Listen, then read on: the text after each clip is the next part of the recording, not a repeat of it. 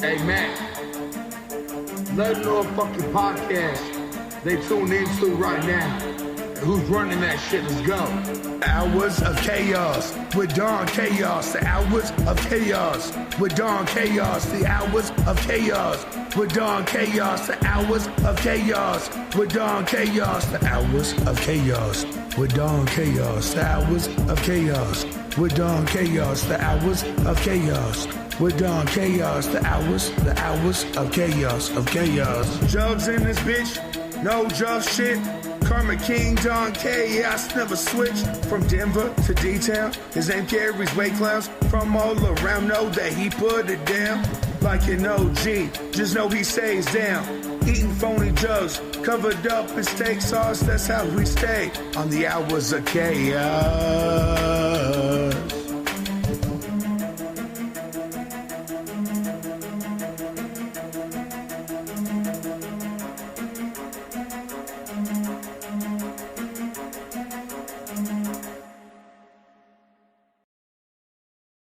Welcome back, everybody. It's your boy, Don Chaos. Hit that like button, smash subscribe. Let's get weird. Say your prayers, check the mic. Got my notes, we're live tonight. Cameras rolling, chats on fire. Super chats taking me up higher. Yo, what's up? Let's break it down. Crazy theories all around. Conspiracy, some rap reviews and interviews with sketchy dudes. Enter podcast. Mic is hot, stream won't crash. Stream won't crash. Clickbait title, thumbnails rad. Tell your mom, tell your dad. Tell your dad. Wi-Fi strong, let's go in deep. Did Bigfoot take my Uber Eats? Aliens, ghostly vibes, or just some guy who's dead inside? Late night talks about rapping clowns. Don Chaos, don't mess around. If tech goes bad, then I might rage. But hey, like, comment, share this page. Enter podcast. Mic is hot, stream won't crash. Clickbait title, thumbnails red. Tell your mom, tell your dad. Shout out to the chat, y'all are wild tonight. Yo, who's trolling? Mods, get them out of here. What up, Evan? It's your boy, Don Chaos. We live, we roll. Hit that subscribe button or get the hell out. Wake your ass up, grab a drink. It's podcast time. What you think? Talking madness, going deep. Who stole my goddamn sleep? Clickbait title, views go high. UFOs and cryptids fly. Was Tupac clone, did Elvis die? Let's debate, don't ask me why. Enter pause. Whoa! Live stream strong, Wi-Fi last. Tech goes crazy, I might crash. Still won't stop, kiss my ass. Juggalos, rap reviews, conspiracies, I swear are true. Aliens hacked my phone last night. Now my fridge plays Mega Light. A live chat poppin', what's the tea? Super chats and cash to me. One dude spamming, he's gone for life. Mods delete, block on sight. Enter podcast. Woo! Mic's on fire, stream won't lag. Clickbait title, thumbnails mad. Tell your mom, tell your dad. Oh damn, we got a gust in the house. Yo, what's up with the Illuminati? Did Bigfoot steal the moon?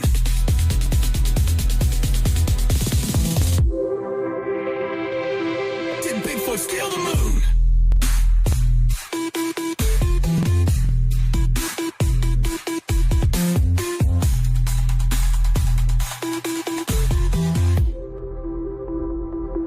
Did Bigfoot steal the moon?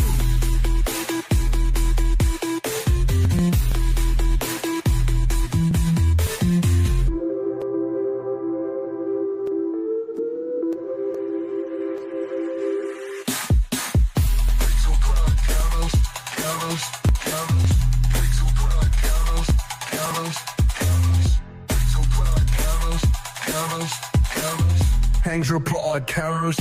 Live tap hopping, what's the D? Super chat sending cash to me. One dude spamming, he's gone for life. Mods delete, block on smite. Enter podcast.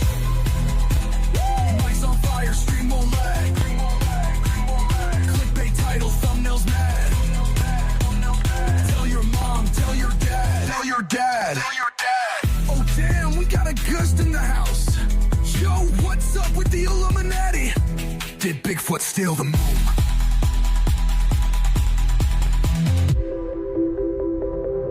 Did Bigfoot steal the moon?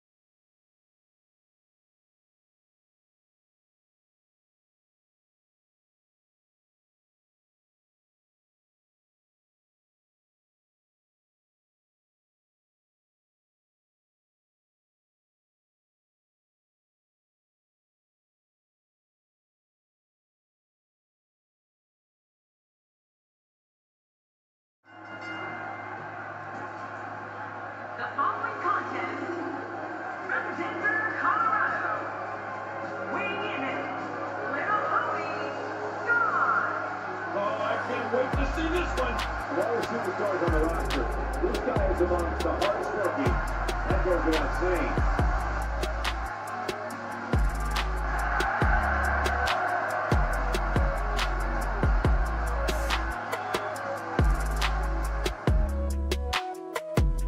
Definitely shout out to Don Chaos. Much love to Carnival Spirits. Shout out to you, Don Chaos. You've been putting in work, bro. Respect. Congrats to Don Chaos for 1,000 subscribers. Whoop, whoop. Keep it going, man. Congratulations, Don Chaos. Yes, keep it going, man. Good luck to you, fucking Don Chaos. And fucking hell yeah on your 1,000 fucking followers. Yeah, you know who it is. It's Ouija Mac, bitch. Shout out to Carnival Spirits. And fucking shout out to Don Chaos one time. You know what's going on. This is my brother. Don Chaos and Brother Lynch Hung here. Yeah, and Carnival Spirits. What's up, man? Don Chaos. What's up? It's your boy Brother Lynch Hung. We out here tonight. Let's go. Fuego Flames and my nigga Don Chaos. What's going on, B? It's my brother right here. It's my boy. Excuse the left, excuse the left. Know what up, y'all? This is Don Chaos, and I'm with a very legendary man. Go ahead and introduce yourself. Hey, Sean. Hey, Sean. Yeah, we at the gathering, y'all.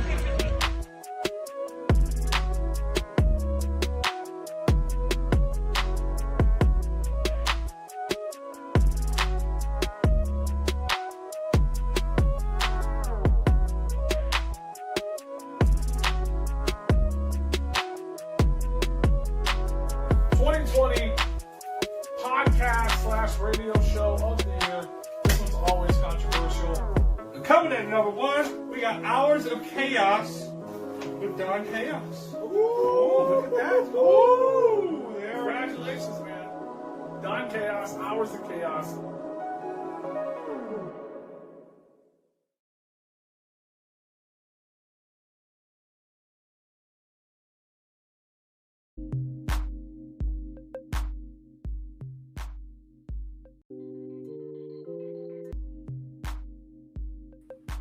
Yo, what is good, everyone? Y'all already know who this is. This is the one and only Mr. D to the O to the N to the C to the H to the A to the O to the S. Your friendly neighborhood JUGGALO, the Karma Millionaire. If you don't know, now you know. And if you still don't know, well, then it sucks to be you. How is everyone doing? Wow, we have a bunch of people tuning in. The chat is lit tonight.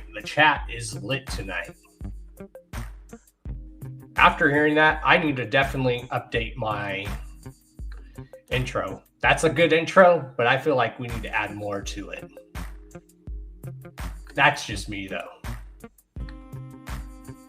Well, why is that looking like that on the screen? Hold on, y'all.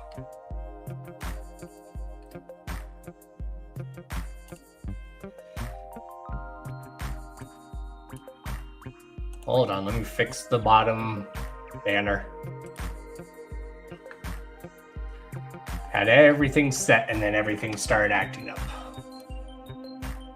There we go. Did we get it to work? Yes, we did. There we go. All right, y'all. Today, Unhappy makes his return to the Hours of Chaos podcast. He's actually waiting in the green room right now. So everyone, please welcome back to the Hours of Chaos podcast from St. Louis, Missouri. My bro, your bro, the one and only Unhappy. What's up, bro? What up, man? Oh. What up, dog? What's happening with your doggy? Good. How about you? Man, chilling. Just been, you know what I mean, working it out. Working on this particle over here, you know what I mean? Chilling the fuck out. Smoking on that motherfucking baby Jeter. Oh yeah, and for anyone who's never hung out with Unhappy, he brings the best weed. I know, trust me. You know, we just try to keep it motherfucking moving over here, you know what I mean? Smoking good. It's what life's about. It's too short to smoke bad weed. Exactly. And Unhappy can confirm, y'all, that Don Chaos, your boy Don Chaos, is fun to smoke with. Absolutely. Yeah, we turned up for sure out there in Colorado, man. And y'all got some really good weed out there. Yep. For sure. I love it in Colorado.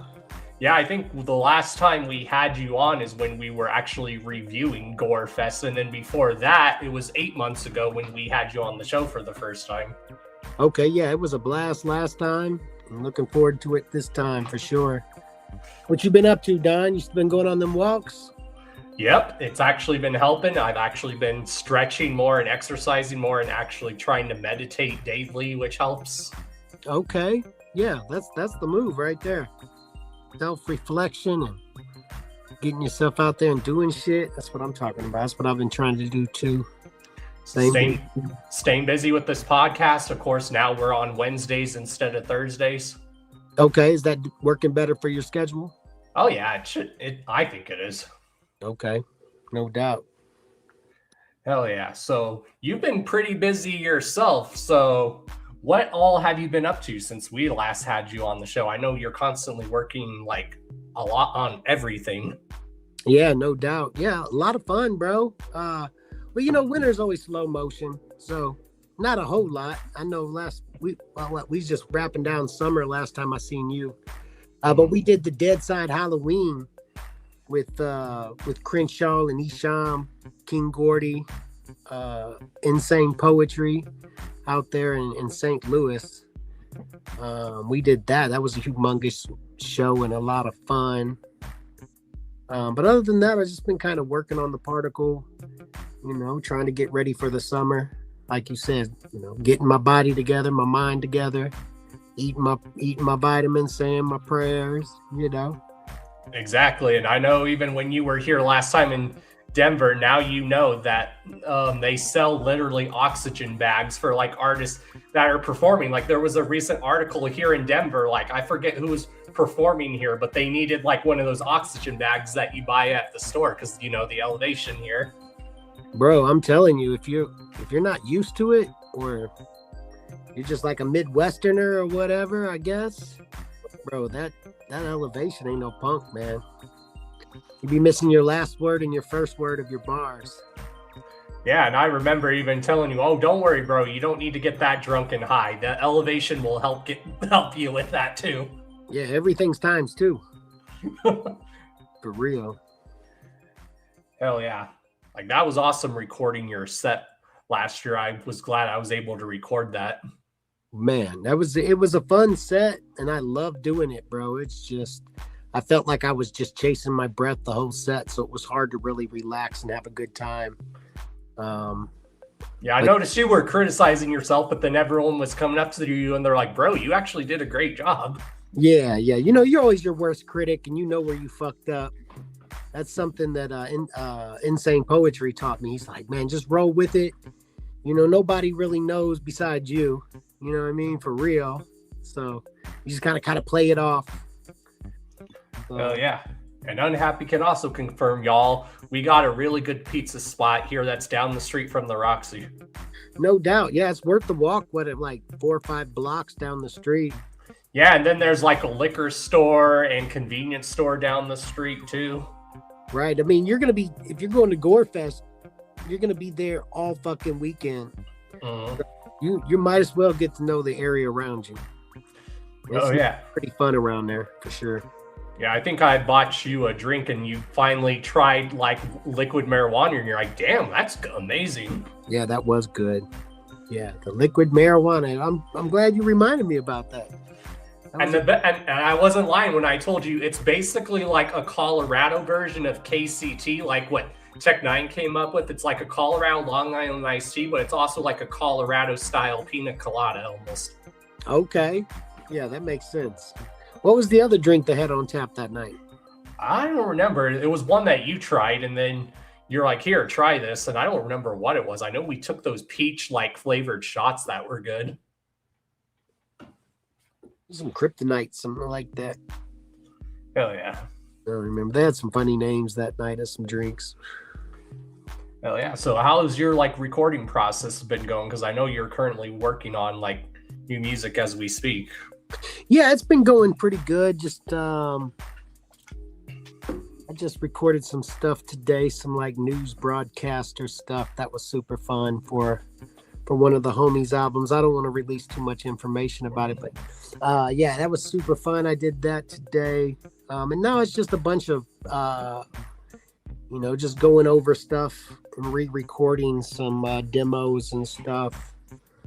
That's what I like to make some demos and then kind of go back over them. And it's been kind of just a revisit type of thing. Hell yeah. Now I forget, do you record like in an actual studio or do you record like there in your home? Do you like have a little studio spot? I record right here where you see, here's my microphone right here. Hell yeah. Yeah, I record right here in the spot. I got a little booth for the mic. The mic's inside this boy here. But I actually do have a studio in the basement. It's just a pain in the ass to go down there. And then I'm isolated from my family and shit. You know, I like to be right here to where, you know, I can kind of move around a little bit more. But yeah, several years ago, I used to record in the basement. I got a whole booth down there, pretty plush.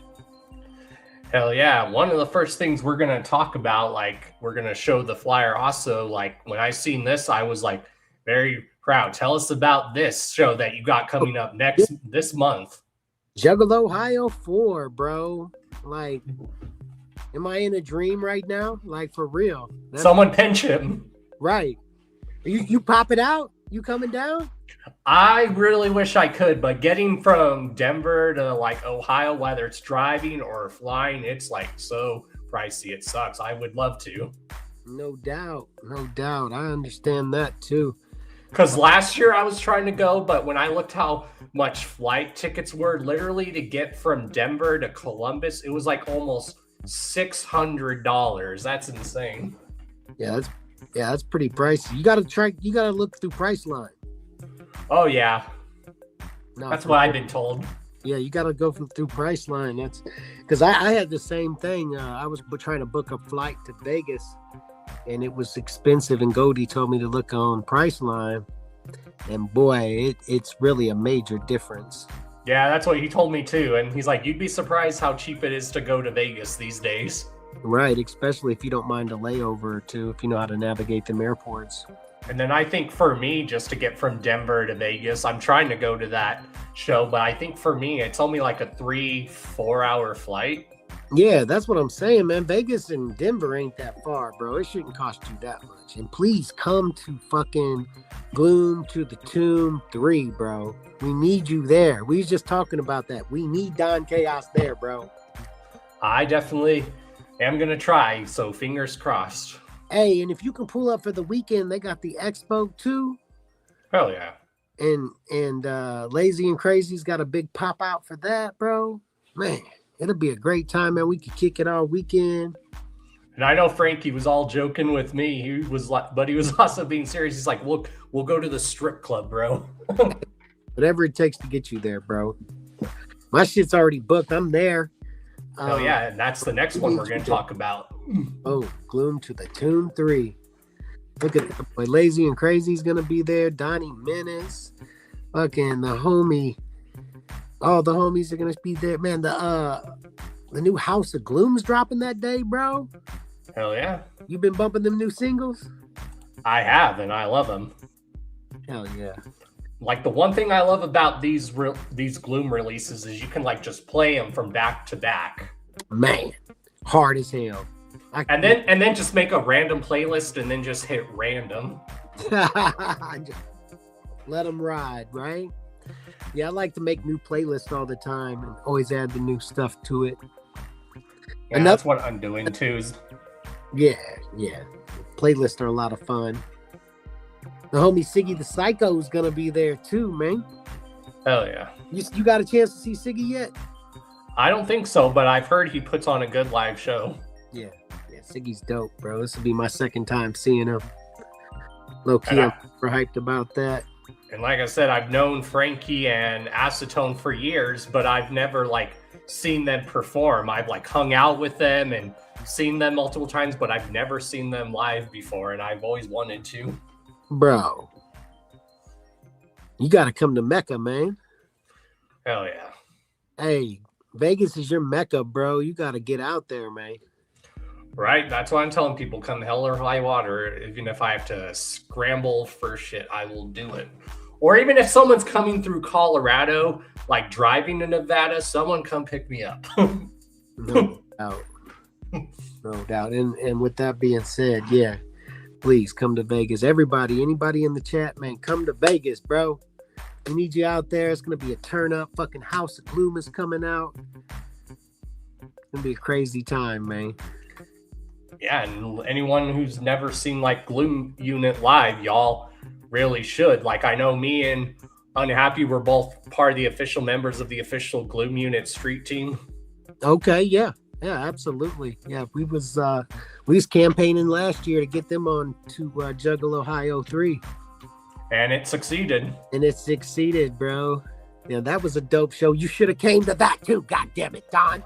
Yep, but I'm definitely going to this show because after there finally being 4 Juggle Ohios, there's finally going to be a Death by Denver 2, so I'll definitely be there. Yeah, that Death by Denver 2 looks super dope. And I know they're still booking acts there, so if anyone wants to perform there. Man, tap in with Chloe for sure, right? Yeah, because it's not just an Chapter 17 show, it's a Chapter 17 and an LSP show and probably other guests. Man, that's going to be a crazy night. Like, look at that even lineup. And that's in April too, so it's going to be nice out there in Denver. Yeah, you have Bleed the Wicked Menace performing there, which a lot of people don't know. That guy's actually going on tour with Suicide Boys this summer, so that's cool. Man, shout out Bleed, bro. Yeah, and I've heard he's dope too. Oh yeah, he is super dope. He's going to be at Juggle Ohio 4 as well. Hell yeah. Yeah, Bleed's super dope. Yeah, there's just like so many like good shows coming around, like even outside of state and in Colorado. So I always go, I wish I could go to all these, but these days, especially when you get older, you have to like pick and choose sometimes. Yeah, you really do. But yeah, no matter what, you got to get out there for sure. Yeah, like I'm still going to shows to visit my homies, but my other main goals besides seeing all my homies perform is to like see a lot of the acts and music that I've never seen perform that I've always wanted to. Yeah, absolutely. And we like to hit up them festivals, them metal festivals in the summer. We're going to one. I can't remember the name of one, but we got one that we're going to see this summer. It's going to be dope. Oh, yeah. And you actually have a show coming up this month, which is this one. Tell us about that. Yeah, that's in just a couple of days. That's this Saturday coming up, 314 Day out here in St. Louis is a big thing. We're also celebrating St. Patty's Day since I think St. Patty's Day is on a Tuesday this week. So we're turning up on Saturday for that. Yeah, a whole bunch of local St. Louis acts, man. The 816 family's going to be up in the Giant, Crenshaw, Morgue Mob, the whole Dead Side crew. My boy GFY is going to be there. Okay. Yeah, we're just going to tear it up this Saturday. So anybody near St. Louis, pulling through, come through. It's only like $15 to get in. You know what I mean? Ain't shit. But we're smoking a lot of green for St. Patty's Day type of junk. Someone should be making corned beef and cabbage for everyone too. Oh, that would be fine. I think they have food there.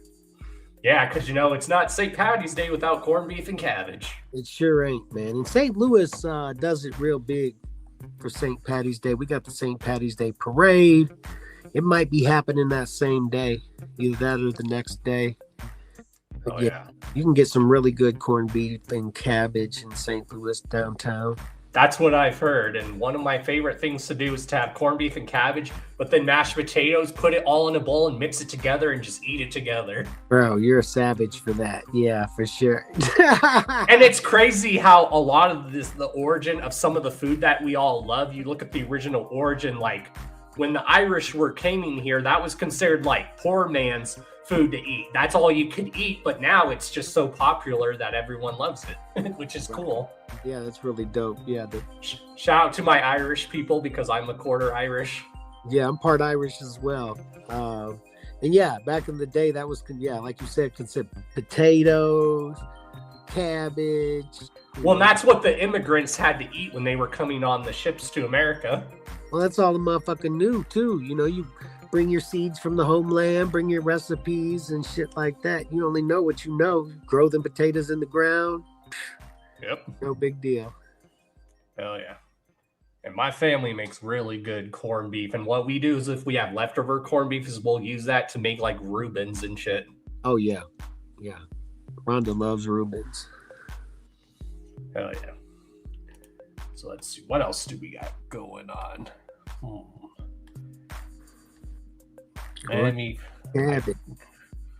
Oh, I'm still here. I'm just looking for the other topics. Oh no, you're good. Yeah. What else we got? We got Gloom to the Tomb 3. Oh yeah, tell us about this. Oh yeah, that's the new shirt design that's going to be available at Juggalo Ohio 4. That is dope. And I love how it's very like, you can tell it's like very 3-6 Mafia, like also like No Limit inspired. You can like just tell by the artwork, and I love that. Yeah, that design came out dope. Yeah, gonna have them shirts available at Juggalo Ohio 4. It's like my dopest shirt ever, and I can't wait to see them boys finished. Hell yeah. Right now we have some new Unhappy shirts on the website, some screen print junts. It turned out dope as well. And who actually made this design? Was it you or someone that you know? No, it was the homie. I'm pretty sure it's Darkness Main on Instagram. Make sure I got that right. Oh yeah. Let's see here. Yeah, for sure. Yeah, check it out. Go to Instagram if you're interested in getting some designs, and go to that. I tagged him in it. You know what I mean? Tap in with homie. He makes some cold ass designs. Yeah, I might have to hit him up for something. Yeah, for sure. Do that, bro. Because I want something inspired like that. That's like the old 3-6 Mafia inspired designs, or the old like No Limit Records designs, like with my name with that type of font and stuff. Because those covers back in the day for those albums were dope. Yeah, and look through homie's art. That's the kind of art he makes.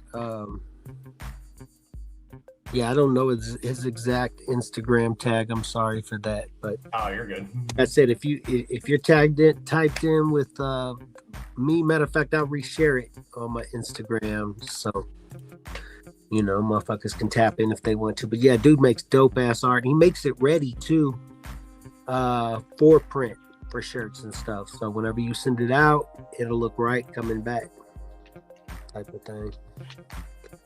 Hell yeah. And this is a design that someone made for me. Now, I'm probably not going to put it on the store, but you never know. But look how dope this is.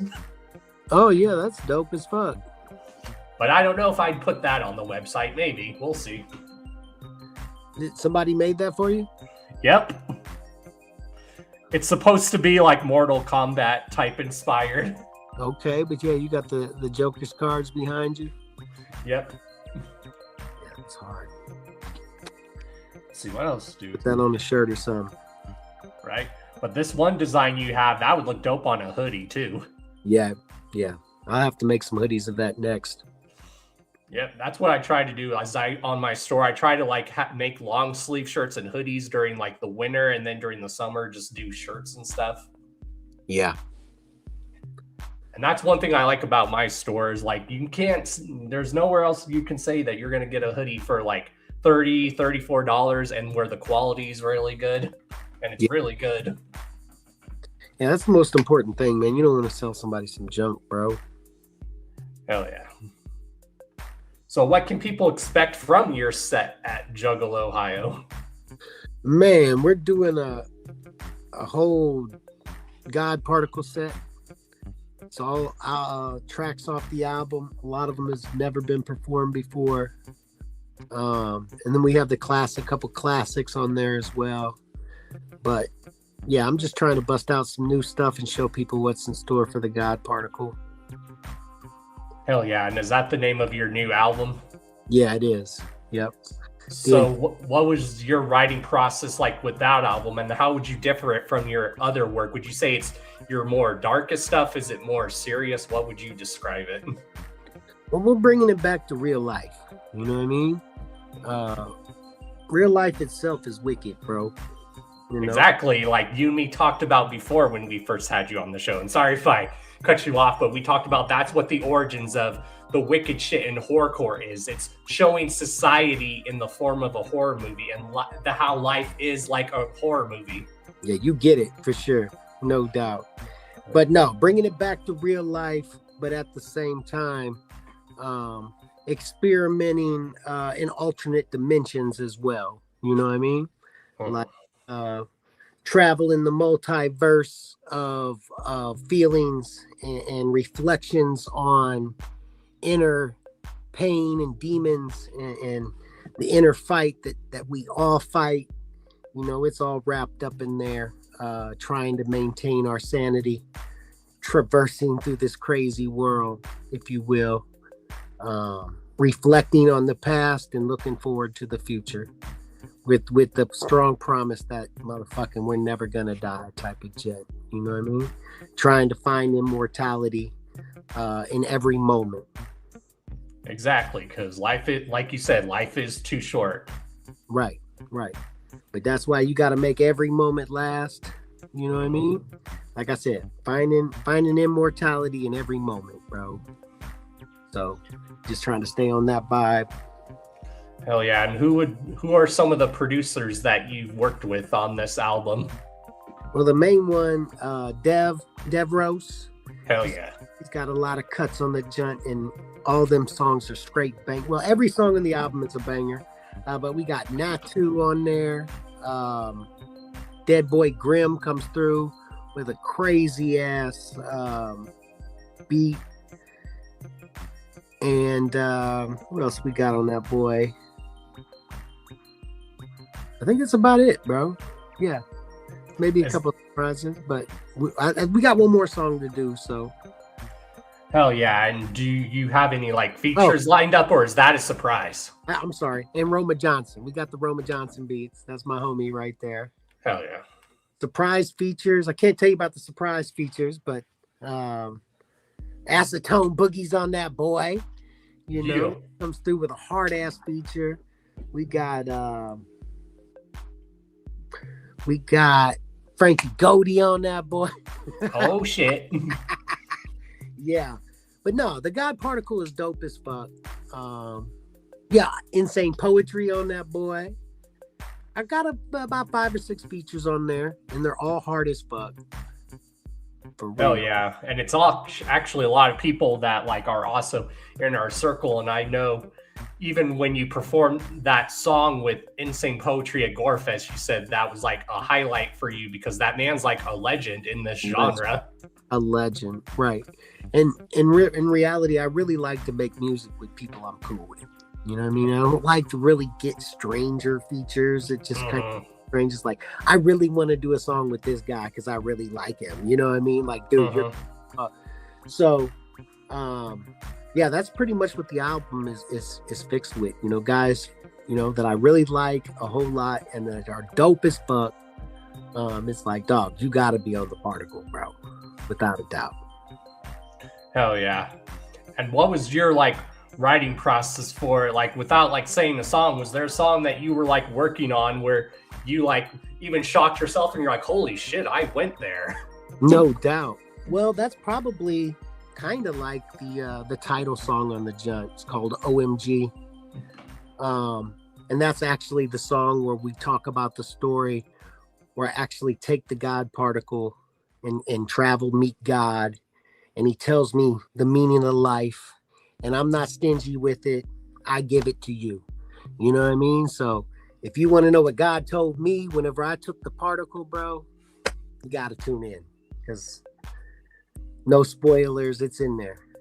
And I like how it sounds like it's a concept album because you and me have been always talking, saying how like concept albums really like need to make a comeback. Like there's concept albums in hip hop, few and far in between, but a lot of people are making more concept albums now that you listen to from beginning to end. And I love that.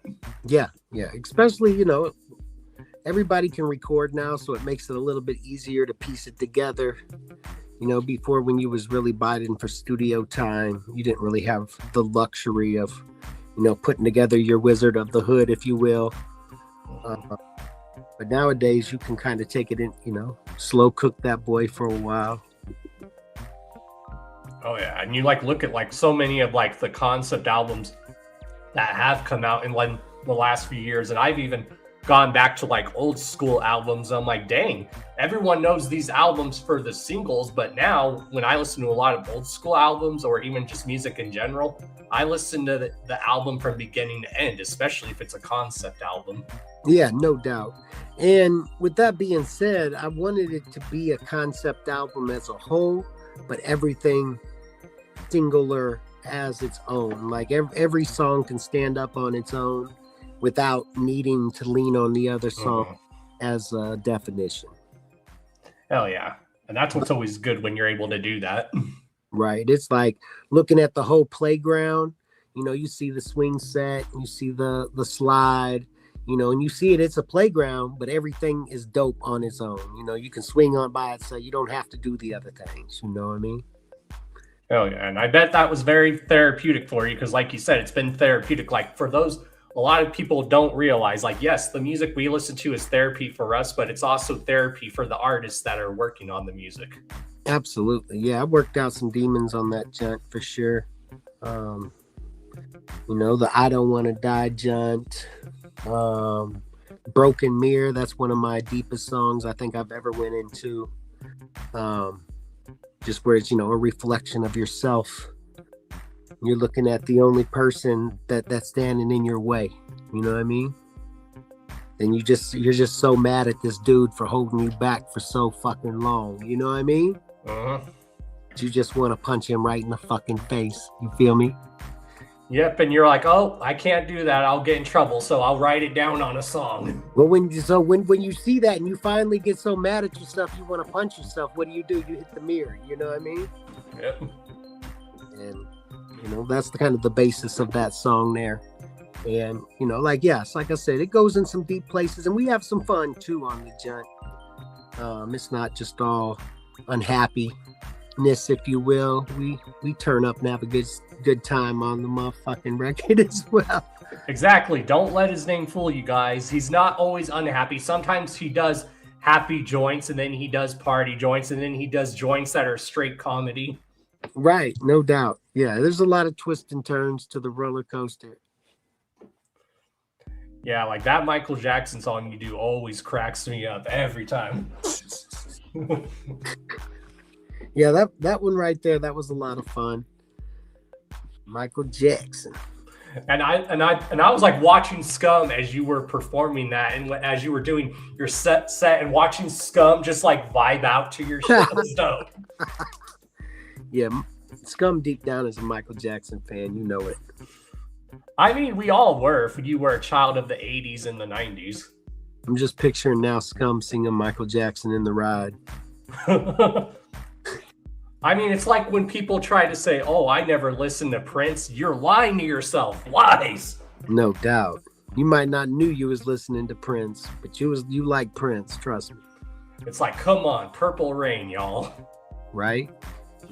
And that's why I would always joke, but I'd be serious. I'm like, Prince could be the kind of guy that would just dress out there and he would still take your woman. Man, Prince was the motherfucking, he was the king of that, wasn't he? He had all the broads. Oh yeah, and the soundtrack he did for that Batman movie, whoo, classic. Yeah, that was super dope. Yeah, Prince is an icon, man. Prince, that was probably one of the best Super Bowl halftime shows I remember is when Prince played. That was amazing. Hey, bro. And now that them Epstein file gimmicks are dropping, bro, it really clears Mike. It really clears because you come to find out he was them motherfuckers' enemies. He was like trying to save them motherfuckers and they was trying to set him up. So that just even proves even more his innocence. Yeah, the industry really was trying to fuck him over. Like, even when you look at Michael Jackson's music, he was exposing racism in the industry. Yeah, he was exposing the whole industry, man. You go back and look at his album cover. Like, he was fine until he dropped that album Dangerous, right? And on his album cover, if you really look on some conspiracy theory shit, man, look at that cover because he takes all the Illuminati shit and like exposes it on the cover, and he like shows them like, I know all your secrets, y'all some bitches. And then he drops the song in that record, They Don't Really Care About Us. And that song is a banger. A banger. Want to let a motherfucker know, look, hey, these motherfuckers ain't got no love for you, dog. They're gonna do you dirty.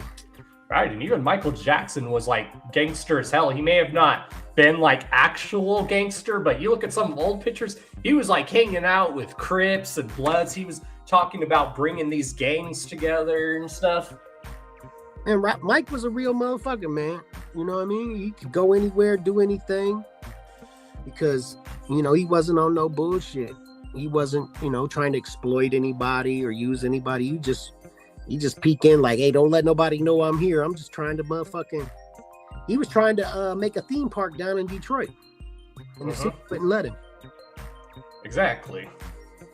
And Mike was a good dude, man. Oh yeah, like it's just sad, like his upbringing, like what his dad did, like his dad never cared about him or his siblings. His dad just saw him and his siblings as like cash money grabs. He didn't see them as his kids, which everyone knows that's part of the industry about like child actors and celebrities. Like their parents are like very fucked up people. Oh man, right? Like you read all the stuff that their father put them through. It's insane. It really is, right? It's depressing too. Yeah. And even Macaulay Culkin went through the same shit. Like his dad was making money off of him and his siblings. Right. Pimping the kids. Yeah. Yeah, we all went through some stuff as children, you know what I mean? Made us who we are today. You know, I got a lot of sob stories from the past. But, you know, the main thing is looking forward. And I think they would say the same thing. Like, gotta let go of the baggage, man. And we got a song kind of like that on the track, Never Give Up, on the God Particle. That's talking about that just same thing, you know. It's hard to walk up the hill when you're pushing that boulder. You know, you got to let go of that shit. Keep it pushing. That's it. Exactly. You just got to push forward, which is what I've always done. Like, I always tell people, I just keep pushing forward. That's what I do. And then I uplift my homies, and then we all just uplift each other, and then we uplift people together. Right. No doubt. Because the world's already messed up enough as it is, y'all. It really is, man. So you can't that's neither here nor there. It really is. That's why I tell people, like, no one knows how to like be like have a decent conversation. Like I always told people can believe whatever they want to believe. I will always respect people's opinions. Now, the second people try to shove their opinions down my throat and they try to tell me I'm wrong and they're right, that's when I'm like, no, everyone, no, there's no such thing as right or wrong. Like, it's all a matter of opinion. Like, there's such thing as morals. Like, I tell people I have my opinion on stuff, but does that mean my opinion is right? No, but I have morals, which there's a difference. And I think some people try to put opinions and morals that they're the same thing when they're actually different. No doubt. And there is the difference between the truth and the fact and not the truth as well. Exactly. And it's sad when you try to show people the truth, even when the truth is in front of them and they still want to act like it's not real. I'm like, it's right there. Right. Yeah. Everybody's got their own way of seeing things nowadays. At least we got that luxury where we could do that. You know?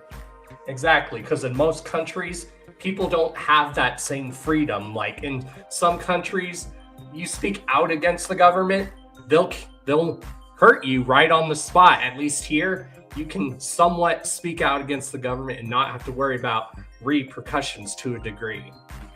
Well, at least in the past, it was like in the past, yeah. Now they got, you know, these people like YouTube has their own opinions of what's right and what's wrong over the, you know what I mean? Yeah. So even though they could just say, hey, you know, I just got in trouble on one of these platforms for saying some stuff that they didn't agree with, that I morally agree is a certain way. You know what I mean? But it's like the AI that's checking what I'm doing. They're like, no, you can't say that. And it's like, but why can't I though? It's my freedom to say that. Right. And that's why I think it's good. Like in our community, we're starting to call out more people on the bullshit. Like we now will tell people in interviews, we're like, yes, Juggles, we accept everyone, but there's a degree to it to we accept. We don't accept racists. We don't accept pedophiles. I was like, we have morals. I was like, so when I say when people say you're individuals, I'm like, yes, but we don't accept certain people. There's a degree to it. Right. But as soon as you express that in one of these videos, bro, you're going to get one of them. You're going to get a strike. Yep. So.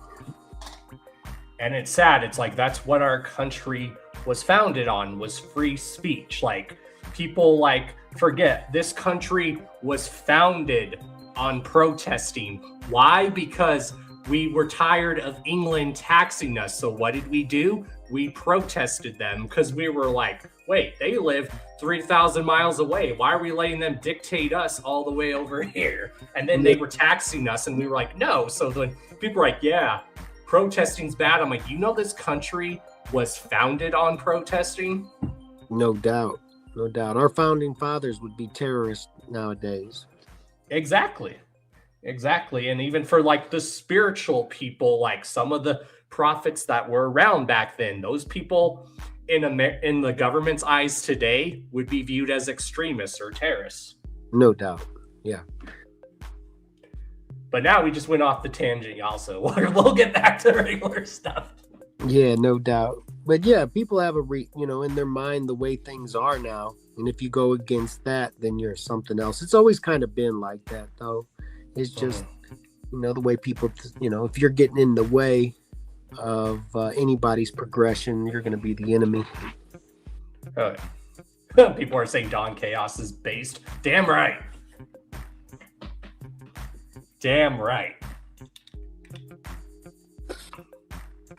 I just have a passion about a lot of stuff. Like when I have a passion about something, I have a passion about something. Hey, ain't nothing wrong with that, bro. For real. And because I love this culture and community. So that's why I tell people, yes, we're individuals, but we'll say it right here and there. Even here, if you're a pedophile or a bigot in this community, get the fuck out. Get the fuck out. Right? Doing email checks for now. Exactly. And even like the homie said in the chat, the United States was built on murder. Yep. That's the sad truth. And they're still doing it every day. Yeah, like I think it's cool because I found out that like someone in my family actually signed the Declaration of Independence, which I think is cool, but it's not like one of the big names that everyone talks about. Like everyone always talks about the big names on there when there was like thousands and thousands of signatures on there.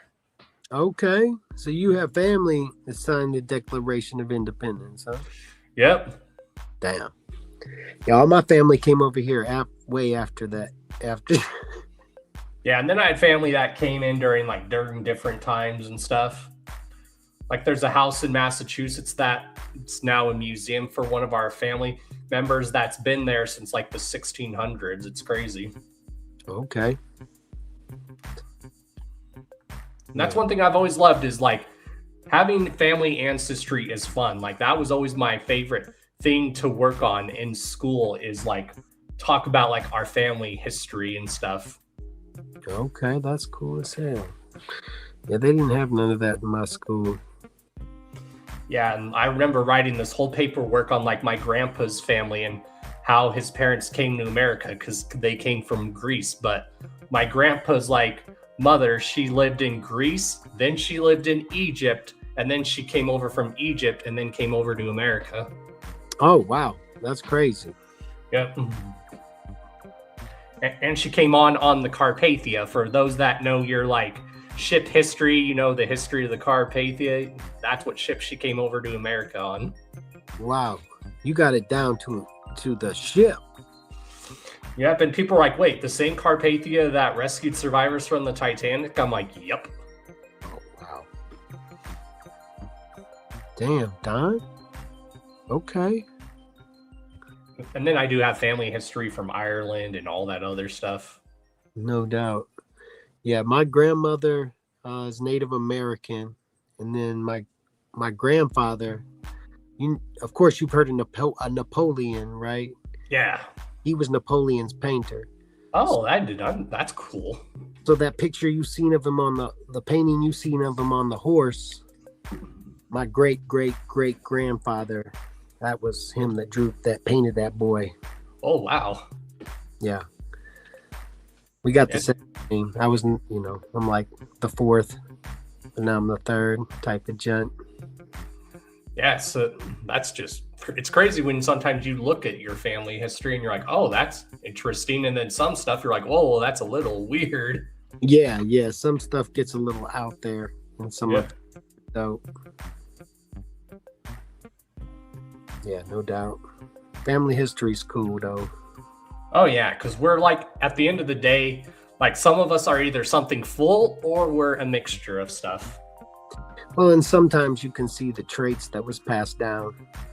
Oh yeah, like when people see me, most people say they see a lot of Greek traits in me, but they also see like a lot of Native American traits in me. Well, that and like you'll notice like everybody seems to, if your grandfather was a bricklayer, chances are you're pretty good at laying bricks. Yeah. If you're, it's just like it seems to be a family trait. Yep. Hell yeah. Is there like actually anyone like that you do want to like? I know you said there might be not anyone you may want to work with, but if given the chance, is there anyone that you haven't worked with that you enjoy that you would like really love to work with? Shit, there's a lot of people, bro. There's a lot of people in the underground. I know I want to do a track with my boy Dungeon, man. That's my homie. Yeah. About doing something for a minute.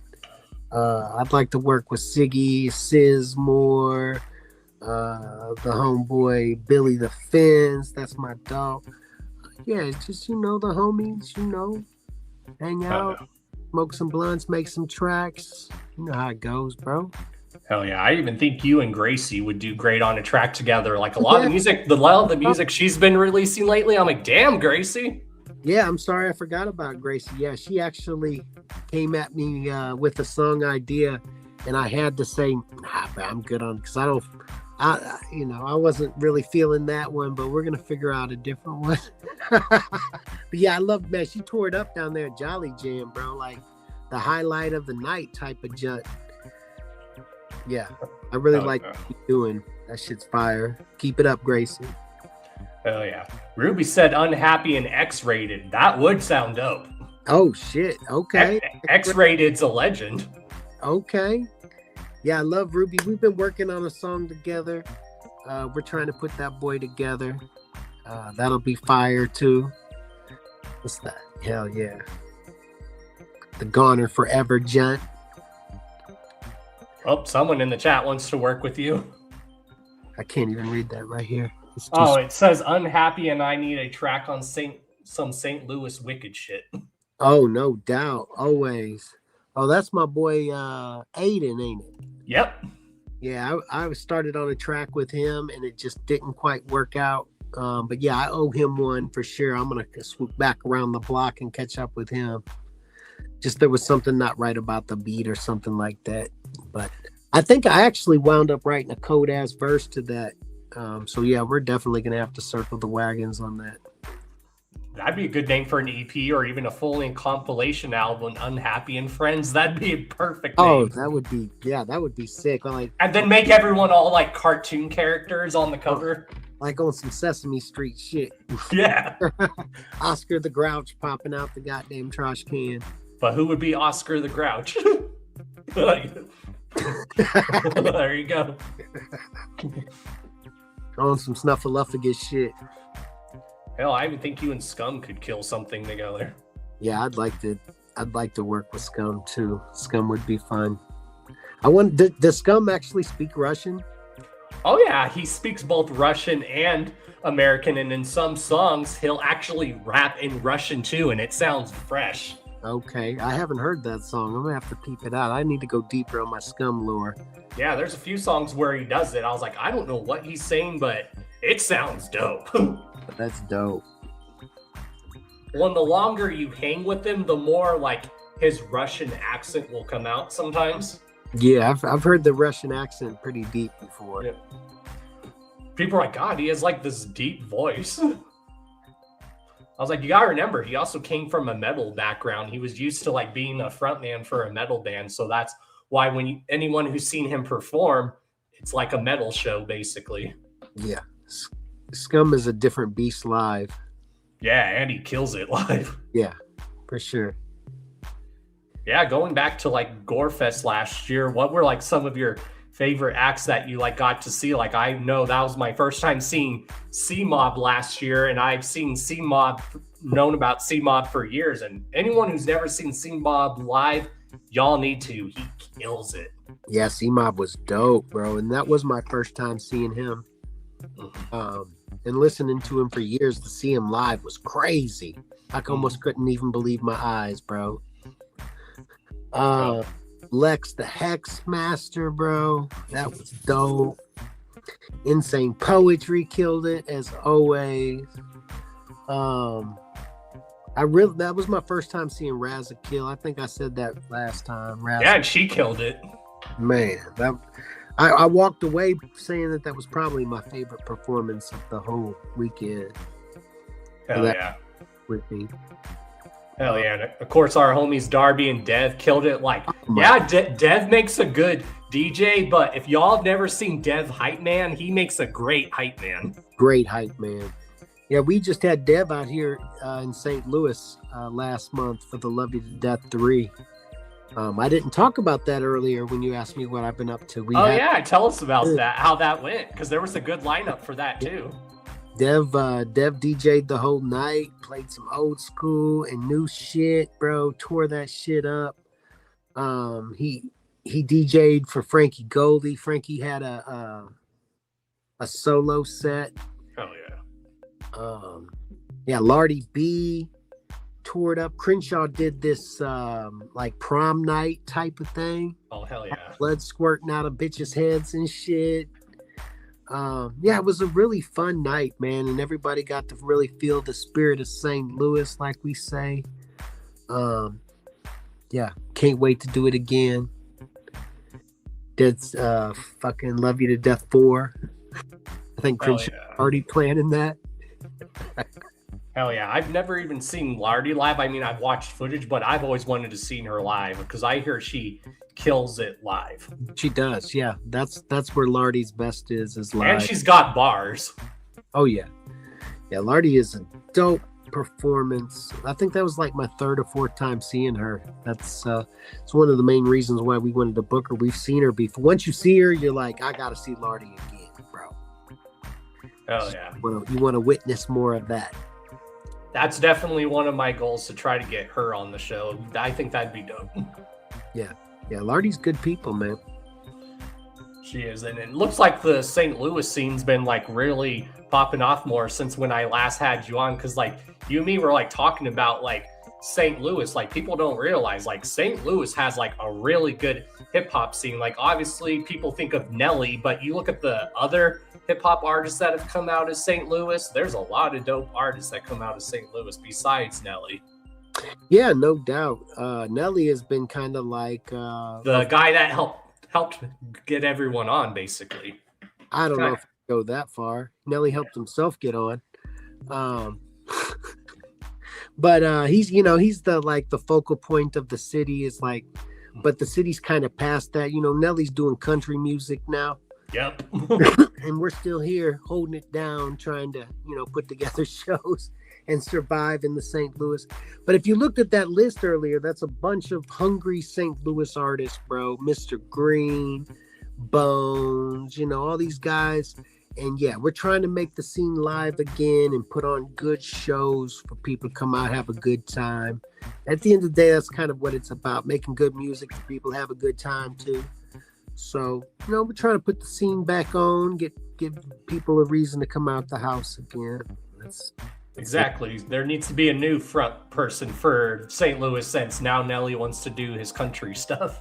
Yeah, for real. You know, he wants to do that. I mean, hip hop is still here and it's still alive, and you know, we gotta bring it back to the city, bro. Exactly. But And I always told we bring it back. We're bringing it back to the wicked shit. You know, exactly. no more of that. Now I'll still always go back and listen to old school Nelly because we all listened to Nelly back then. We did, yeah, for sure. I mean, come on, that country grammar song still goes hard. Man, that bitch will knock the fucking roof off of a club, boy. Like that's the Nelly I grew up listening to. Right, it's getting hot in here type of junk. Yep. It's a banger. I ain't hating. But Nelly as a person, he didn't help out the city too much for us hip hop guys, you know. Yeah. But much prosperity to him. You know? Hell yeah. And even back then, he could sing like really good. Oh yeah, I don't know, man. I believe you though.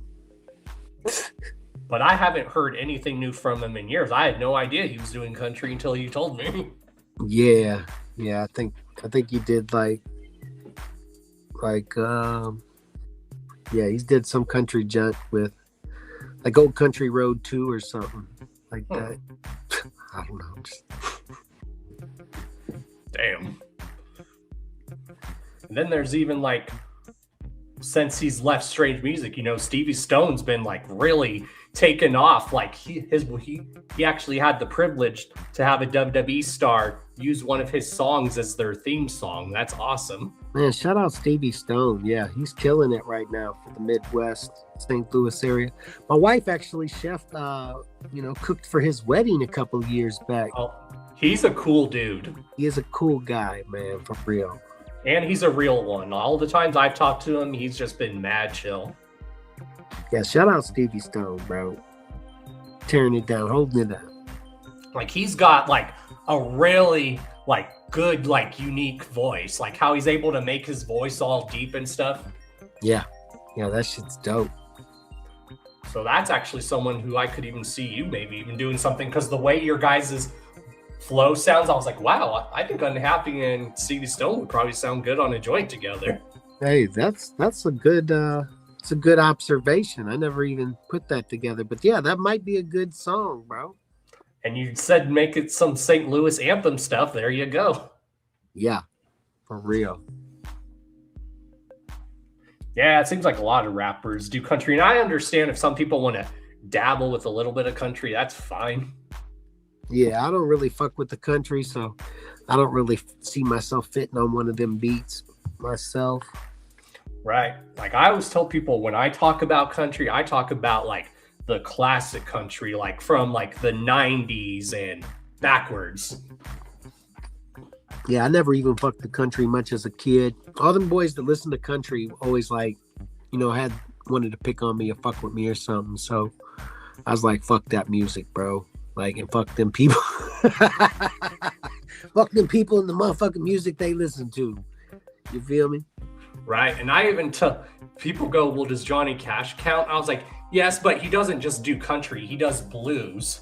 I fuck with Johnny Cash, man. That motherfucker's cool as fuck. Yeah. Like even Johnny Cash, like some of the stuff he would talk about back in the day is just crazy. Yeah, for his time especially. Yeah. Yeah, he was talking about stuff that people are talking about today, back in the day. Nobody wanted to talk about on the record. Uh-huh. He'd be demonetized from YouTube today. Oh yeah. And it's crazy that's how I tell people, that's how you know music is timeless, that if someone wrote a song years ago, but the song still resonates even today, like War Pigs by Black Sabbath. That song still resonating even to what's going on today. No doubt. Yeah, them boys was on another level back then. And you know music is timeless when it's hard to replicate that. That's why it's hard for people. That's why De La Soul is a 1 in a million like hip hop group. No one can replicate what they've done. They're unique. Right. And then, it even goes back to the recordings. I mean, everybody's recording digital now, and you're just not going to get that same sound that they used to get out of them reels. It's just not going to happen. Right. Trying to duplicate that, you can add all the filters you want, plugins and shit to it. It's still, you're not going to get that deep, rich sound out of this stuff that them guys was getting back in the day. And these days, it's like really hard to sample, or they're like you and me were talking about how they're trying to take sampling out. I'm like, why? The whole purpose of this genre was built on sampling. That goes back to the origins of hip hop and rap music. It was paying homage to old music. Well, you still can sample. You just got to get your clearances. Yes, if you don't get your clearance, that's when you can get into serious trouble. Right, or just wind up with your stuff on SoundCloud. Yeah, like there's some acts apparently you just can't sample. Like I learned this from like watching like this hip hop podcast I watch, and they say one of the groups that's like the hardest to sample is like the Beatles. Oh yeah, anything owned by Sony is almost impossible to sample. Yeah. Now Paul McCartney has spoken out, and he's like, sample our stuff, I don't care, but Sony won't let people sample. But even Paul McCartney's like, sample our stuff, I don't care. Right. So shout outs to him for that. Some artists even have problems playing their own background music on podcasts and stuff without getting striked or whatever. Yep. I've known homies that do podcasts that are also artists, and they would get in trouble on YouTube. They're like, why am I getting in trouble for copyright? It's my own music. What the hell? Yeah. It's a weird climate that we live in. Oh, yeah. So you also have another show coming up. For some reason that flyer's not on here, but it's a show coming up with like Crenshaw and like King Gordy. Tell us about that. Yeah, that's the AOD album release party. Oh yeah. That's in near Detroit on 5/30 of this year. And yeah, it's gonna be dope. SON's gonna be there. Yeah, we got a lot of people. I'm sorry, I'm high as fuck. We got a lot of people gonna be there. It's gonna be dope as fuck. AOD is a group of Crenshaw and King Gordy. Yeah, that was probably my highlight from Gorefest too, was seeing King Gordy perform, because I've been listening to Gordy for years and I've never seen him perform, and seeing him perform and him being now in shape and healthy, I'm happy for him. No doubt. No doubt. Like I know you and me were talking about that at Gorefest, right? Damn, Gordy's in shape and he's looking good. Yeah, and he's staying with it too. I don't think Gordy's giving up. I think he's on his health kick now. Yeah, he's looking great, sounding great. He's got a bunch of projects coming up. I think later this year we're gonna hear a lot of Gordy, bro, and it's a blessing because we need that bad. Oh yeah, and it's cool to know that he's on LSP, which is dope even. Yeah, for sure.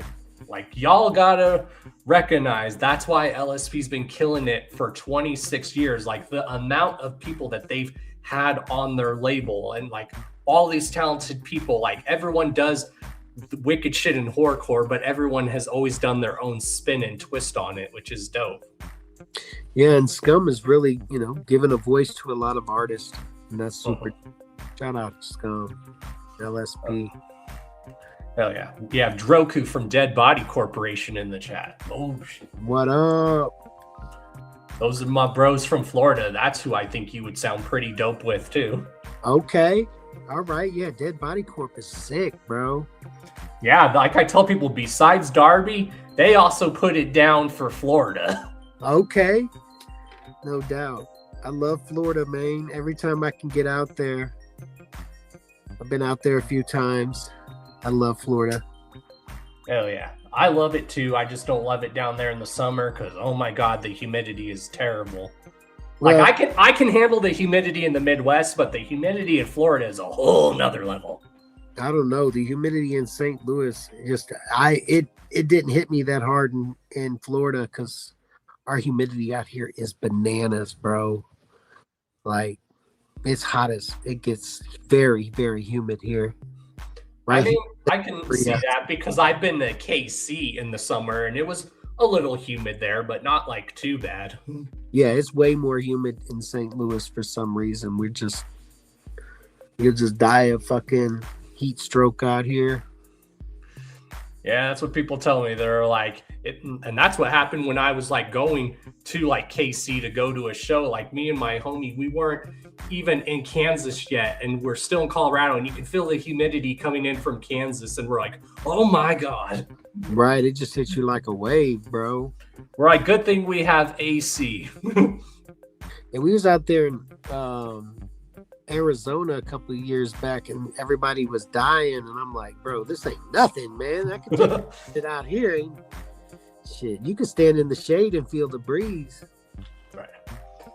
But yeah, Florida's got pretty decent weather. Like when it's like not summer there, like it gets pretty decent, but when it's like fall, winter, and spring in Florida, it's decent. So that's why I'm glad Juggalo Weekend was actually in the winter down there, because winter down there in Florida is decent. It's only gets like in the 50s, 60s, or 70s down there.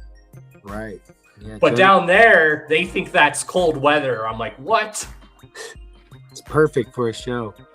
Right? I'm like, where I'm from in Colorado, good weather for us is anything from 40 up to 82. Once you go to 83 in Colorado, it's too hot.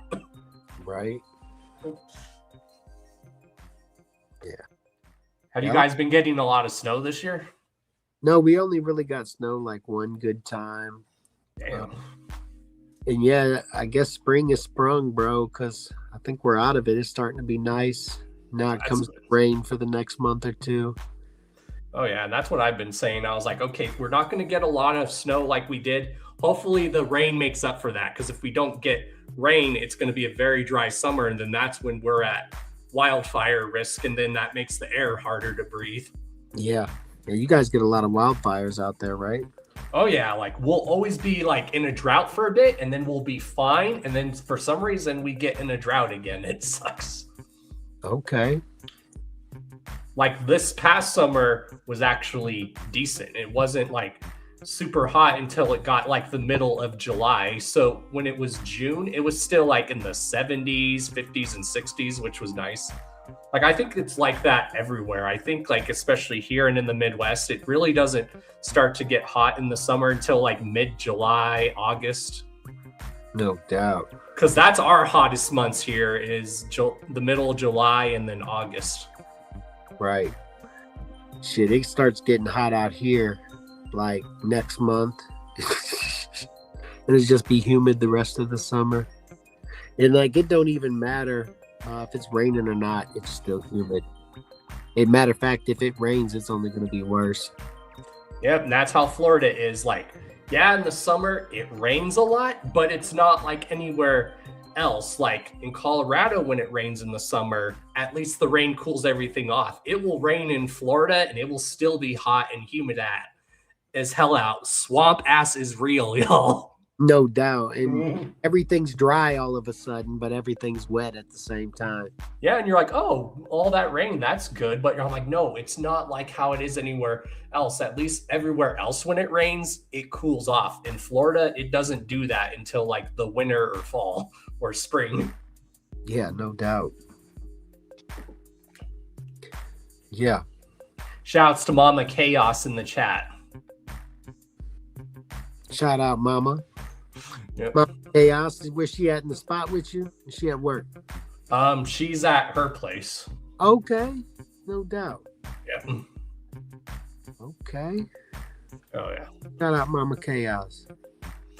Hell yeah! And I don't know if I even asked you when I first interviewed you, but what's a spot that in St. Louis that you recommend people trying, like local food wise? That's like only St. Louis like specialty that's good. Like what's a good restaurant? Well, I'm a pizza guy, so I always recommend people the Emos. They just have a unique it's only really in Missouri and Illinois. I grew up on that. It's a real thin crust pizza, and they do the toasted raviolis. I know it's becoming more popular now, but back 20 years ago, Nobody had ever heard of toasted raviolis before. Uh-huh. Always been kind of their thing. So Yeah, that's become popular here too. So that's something that started in St. Louis. You know, I don't know if it started here, but we've been known for it for a while. And I think still out, you know, on the East Coast. You guys, further you get east, the more that they're like, what the fuck are you even talking about right now? Uh-huh. You know, I think it's more Midwest to West Coast type of gent. Hell yeah. And what would you say is like a good Mexican spot in St. Louis? Oh man, we got the Dos Bros right down the spot. You know, that's normally where I go. They serve up big portions of good stuff. I get the El Bandito. It's just like some grilled chicken, beans, and rice smothered in fucking queso. Ooh, that sounds good. Fucking a bandito meal, fucking outlaw meal. That's all you need. Yeah, I don't know if you tried a Mexican spot when you were here in Colorado, or I said next time you come out here, I'll have to take y'all to some good Mexican spots. Yeah, we did go to a Mexican joint out there. I think I told you what it was. I don't remember the name of it. I think you told me it was pretty good. It was fire. Yeah, it was right by the Airbnb. I walked down there. Yeah, fire ass Mexican in Colorado for sure. So we're gonna give you shit for this, Frankie. Frankie's like, there's no good Mexican spots in Colorado. I'm like, well, which places did you go to? Because then I could tell you if it's good or not. So Unhappy can even tell y'all there are some good spots here in Colorado. Yeah, but you want to go to, I mean, when you see the place, it can't be nice. You know what I mean? Yeah, it's got to be like an authentic, family-owned. Yeah. Picture of Jesus up in the... If there's not a picture of Jesus in the waiting room, bro, you're not in the right Mexican restaurant. Oh, yeah. Like, and people are worshiping some voodoo or something in the back, bro. You want the Jesus followers to put a blessing on your fucking food. Jesus put a blessing on my green chili. They're back in there with the rosary between the fucking... between the meals, fucking praying over the chicken, you know what I mean? Yeah, next time you guys come here, I'll have to take you to Santiago's. It's like a family-owned Mexican chain that's only here in Colorado. Some of the best enchiladas you'll ever have. Do they paint their place yellow? They usually paint it like yellow. Sometimes it's green and red. It just depends. That sounds familiar. That sounds like the name of the place. And their green chili is phenomenal. Okay, yeah. They definitely gave us some green chili. I mean, we have good green chili, but the other place that has good green chili besides us, I would definitely say is New Mexico. They have good green chili too. But I've heard even Arizona's got good green chili. Okay, that makes sense. Them peppers probably grow pretty good out there. Oh yeah. Like when I was in Florida, I would go to Mexican restaurants. They had no idea what green chili was. They're like, green chili? What's that? I was like, what? Oh, shit. Well, he said, I was like, well, then you need to come out to my part of the country, because in this part of the country, we make green chili. We don't just have red chili. We have green chili. Right? Should ask for some green salsa. They might know what you was talking about then. Yeah, I think they did think I thought that. They're like, green salsa? I'm like, no, not salsa, chili. Oh, yeah. So what else do you got going on this year? Like, what are you hoping like to do this year? Like, are you hoping like to get on the gathering this year? Could we maybe even see you at Gorefest again this year? Yeah, I'd like to. I really like to. I'm going to the gathering no matter what. You know what I mean? So, if you want to see me rap at the gathering, just ask me. I'll rap for you. No. No, seriously. Now, I'd like to play at the gathering if that was possible, you know, if that's in the cards. But if not, I'm going to go and have a good time no matter what. You know what I mean? Hang out, smoke some blunts, do what I do. Oh, yeah. But we need you at the gather. That's the main question. Are you? Yes, that's the main goal. If I'm not able to go to a lot of these other shows, the main goal is to get back to the gathering because I haven't been back to the gathering since 2021. Damn, yeah, you got to go to the gathering, bro. So that way we can hype it up and make it like some epic return, like wrestling type shit. Hey, that's what we need right there. The return of Don Chaos to the gathering. Right. And like I tell people, even if I don't host something, I just want to go and enjoy myself. Absolutely. That's same beat I'm on. Yep. I was like, if I do host something cool, but if I don't, I'm just going to enjoy myself. Yeah, we always have a good time, man. You should come on through, bro. Yeah, because a lot of people that have seen me at the gathering, they're like, Don, it's not the gathering without you. Like NUJ says that. They're like, Don, it's not the gathering without you. Bro, even more reason to come. I just have to make special precautions now. Like if I do camp, I have to either camp in a camper. If I camp in a tent, I have to sleep on an air mattress in a cot because how fucked up my back is. I can't sleep on the flat ground anymore. Okay. Or I need a hotel or an Airbnb. Yeah, you might be more comfortable in a hotel, man, or an Airbnb. For real. Yeah, but if someone has a camper, why not? Right. Yep. Yeah, it falls on the cards of the big baller spot. You know what I mean?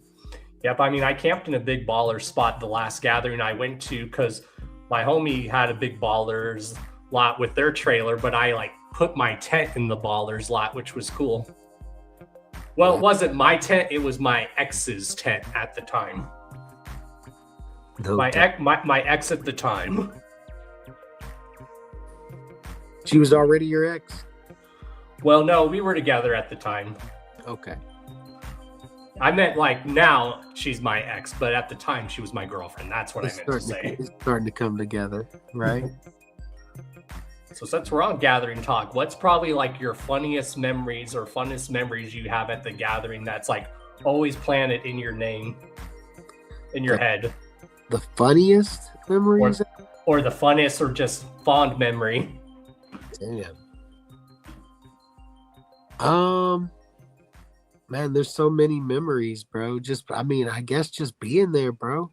Yeah, there's just so many memories. I don't know, man. You're hitting me with the hard hitting questions here, to define one moment. Right, that's kind of hard for me to decide too. Yes, after any clown show, you know what I mean? That's drenched in sweat and Faygo. Yep. I guess that's my fondest memory. I like every single one. Yeah, mine is just kicking it with my friends and stuff, man, just enjoying shows. I remember when Dayton Family performed and they ended their set, but then me and everyone else was chanting encore. We wanted them to play again because there was one song they forgot to perform, and they're like, all right, what song do you want us to perform? And I was the one who got the whole crowd chanting. I'm like, cocaine, cocaine. And they did it? Yep.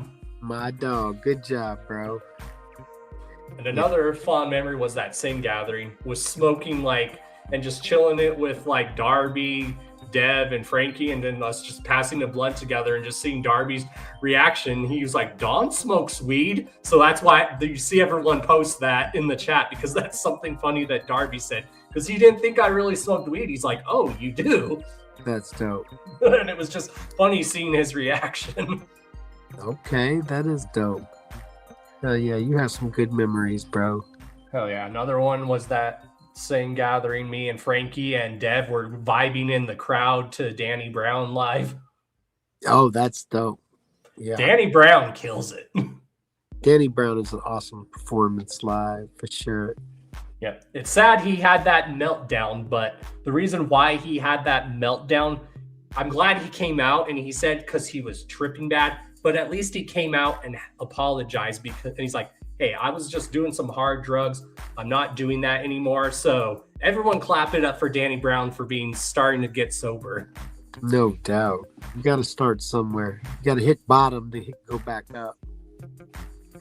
Yeah, Dungeon Man said it. Danny Brown is an architect. Yes, he is. No doubt.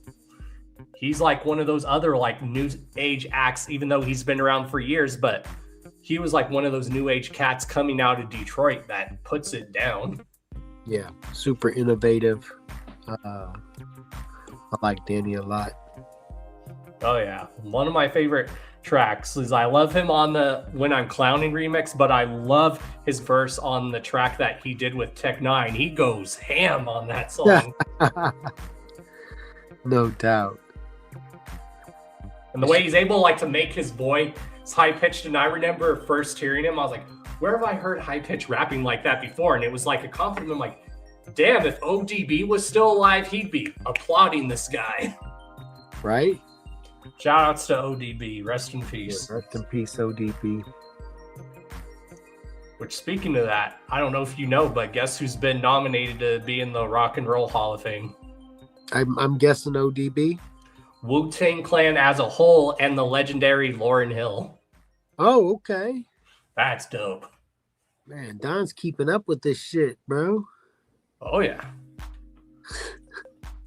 That's what this show is known for. People are like, how does he keep up with all that? I'm like, I don't know. Don's law and order. Yep, I either look up that stuff myself or, Don has those connections, y'all. Man, they're plugging him in. Letting them know who's going to be in the Rock and Roll Hall of Fame. Yep. And I know last year a Tribe Called Quest was actually inducted, and the person that inducted them was Dave Chappelle, which was dope. Okay. Did they get in? They did. Okay. Yeah, De La Soul definitely deserves to be in the Rock and Roll Hall of Fame. Right. And then it was either last year or this year, Outkast got inducted, which is good, and then Salt and Peppa. What do y'all know about Salt and Peppa? Oh yeah, Rhonda loves Salt and Peppa. Yeah, I think those were like my first like female artist crushes growing up. Oh wow. Those women had class though. Like, look at how they dressed. They dressed classy, but they would wear these leather jackets and they still looked sexy. Okay. And those women are still good looking, even in their age now, are still gorgeous as hell. Which one did you like better, Salt or Peppa? Both. Okay. What about Spinderella? Did you like Spinderella too? Yeah. Okay. Now, if you had to pick, I'm gonna put you on the spot. Which one did you have the crush on more growing up? Salt or Peppa? I'm gonna have to say Salt, bro. Now, they were both good rappers, but if you had to choose, who do you think was like the better MC? Of them two? Yeah, I know that's a tough choice. It is, but I think it was Pepper, though. Yeah. Oh, yeah. I think she was the harder of the two. Who was your favorite female artist back in the day? I definitely loved Selena. I still love Selena. Selena, okay. Yeah, that's a good choice, bro. I mean, obviously, since I listen to a lot of hip hop, I love like Gangsta Boo. She would just spit bars. No doubt. No doubt. My old female favorite rapper is, you probably never heard of her. She's called Choices. If you ever got a chance to listen to her. I'll have to check that out. No doubt. That's some old school shit. Yeah. But yeah, Lauryn Hill, she's another one of those people. She could rap, but she also had a phenomenal singing voice. Okay. Yeah, I always liked Lauryn Hill. No doubt. Or you would get like Mary J. Blige on a lot of songs back in those days, like singing the chorus. Yeah. And man, back in the day, man, it was Mariah Carey. She was hard as fuck. Oh yeah, some of the stuff she would sing about. Right. We would bump that in the ride, man, when she first came out. Like that's back there in the 8-Ball MJG era. Hell, I even listened to Spice Girls back then, and I still do. It's Spice Girls, come on. Oh shit. Yeah, I never really fucked with the Spice Girls, but shit, I feel you. and before she went solo, I really fucked with Beyonce when she was part of Destiny's Child, because it was Destiny's Child. I used to like Destiny's Child, man. That Survivor is still my jam. Right? you just added like a lot of female artists like that have put on that were like dope. Like even Queen Latifah, she would drop bangers and her flow was good back in the day. Yeah, no doubt. Yeah. And shout out the Lady Boss, bro. May she rest in peace. Yeah.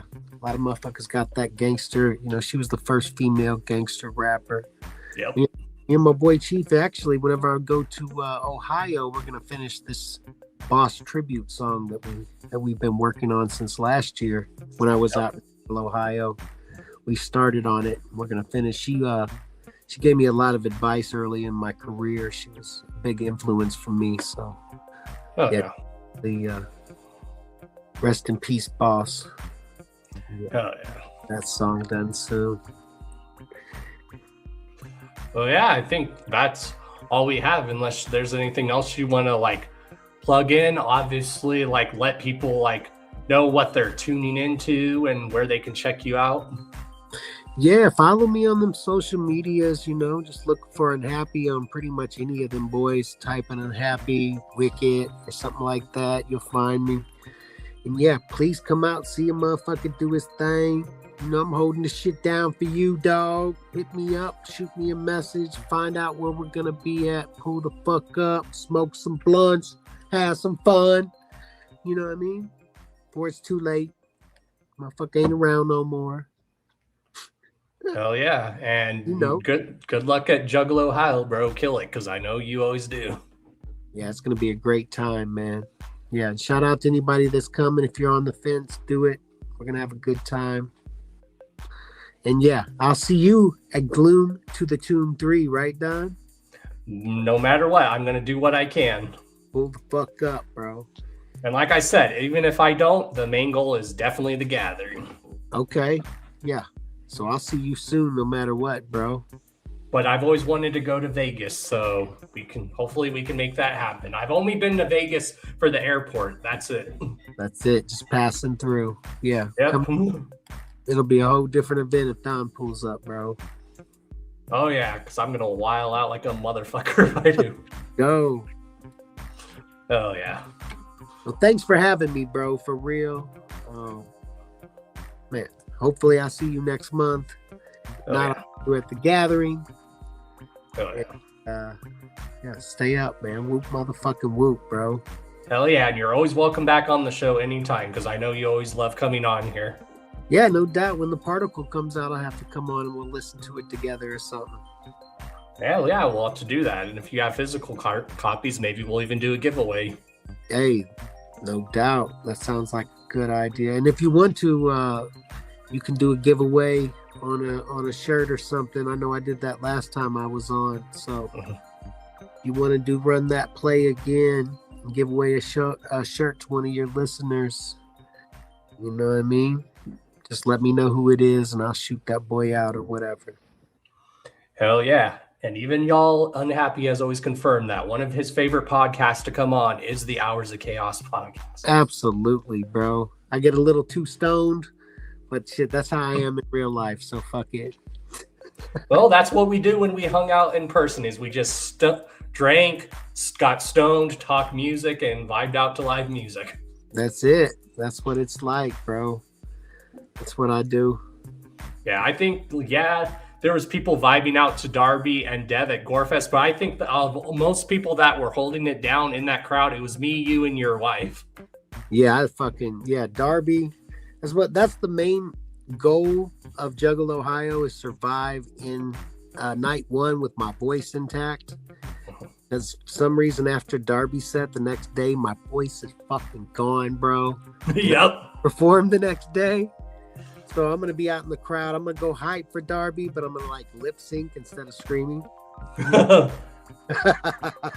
Right? It'd be like if the clowns came on and then you don't have your voice. It's like, fuck. Right. No doubt. It's like, what are you going to do? Yeah, I think that happened one time when I saw Tech one time. I was starting to lose my voice. I'm like, no. Back a little bit. You don't have to scream all the lyrics at the top of your lungs. Right? Or I watch like recordings of my footage. I'm like, oh my God, do I really sound like that? No doubt. But then I'm like, oh, who cares? I'm enjoying myself. Right. Everybody around you is like, what the fuck, bro? Yep. That's the best time.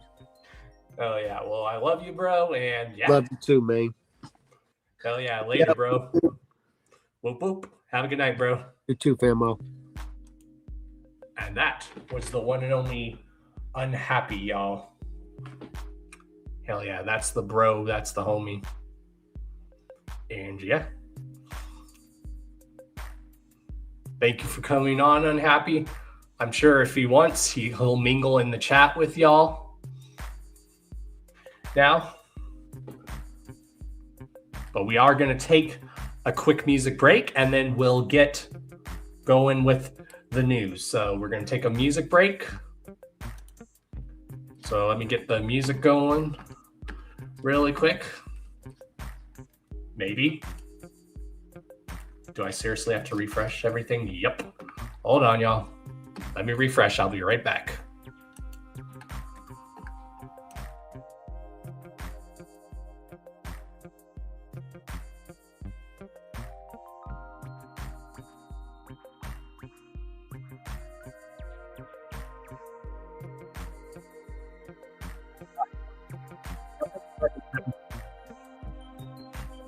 But yeah, we're going to take a music break.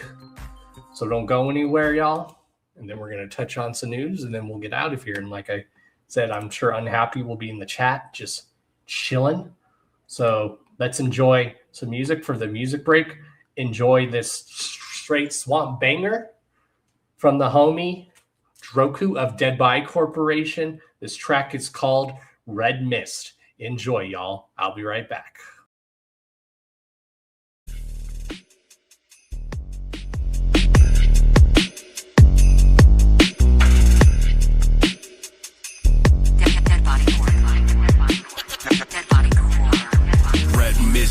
Hear the breath get hissed. Tunnel vision locked when the wolf switch flips. No fear left when the soul goes stiff.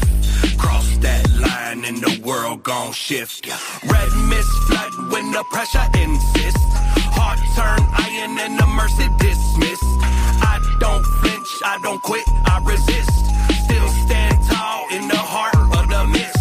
Red mist rise, every thought gon' get eclipsed. Survival mode on when the world get vicious. I don't pray, I persist. Walk through hell, I don't miss in the mist. Sounds in my head, hear the drums of the pain. Teeth grit, knuckles white, still I stand in the rain. Every scar on my frame got earned in the strain. I was built in the dark, where the weak just complain. Blood rush, vision blurred, but I stay in my lane. Sharp like a blade, cut through fear and disdain. I don't fold, I adapt through the flames. Still breathing, still moving, bitch, remember the name. Red mist flood when the pressure insists. Heart turn iron and the mercy dismissed. I don't flinch, I don't quit, I resist. Still stand tall in the heart of the mist. Red mist rise, every thought gon' get eclipsed. Survival mode on when the world get vicious. I don't pray, I persist. Walk through hell, I don't miss in the mist. Tested by the hunger, by the stress and the weight. Every day feel like war at the front of Hell's Gate. Had to crawl through the mud just to elevate. Pain in the fuel, recalibrate. Untaining my demons, learn to dominate fate. Cutting habits loose, had to amputate. Every loss made resolve, concentrate. Still breathing, still moving, bitch, annihilate. Hate. Red mist flood when the pressure insists.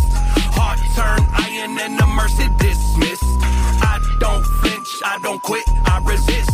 Still stand tall in the heart of the mist. Red mist rise, every thought gon' get eclipsed. Survival mode on when the world get vicious. I don't pray, I persist. Walk through hell, I don't miss in the mist. Feel the mist fade, but the instinct thrills. Claws stay steady when the mind stays ill. I don't back down, I impose my skill. Riding through the storm just to prove that I'm real. Every step heavy, every test gets killed. Never by luck, but the strength that I build. If death not now, I'ma rock his skills. Face in the mist, bending it to my will. Red mist flood when the pressure insists. Heart turn iron and the mercy dismissed. I don't quit, I resist. Still stand tall in the heart of the mist. Red mist rise, every thought gon' get eclipsed. Survival mode on when the world get vicious. I don't pray, I persist.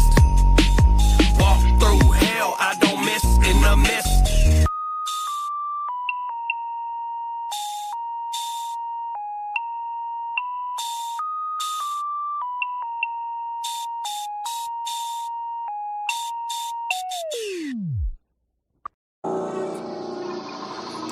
You hear that?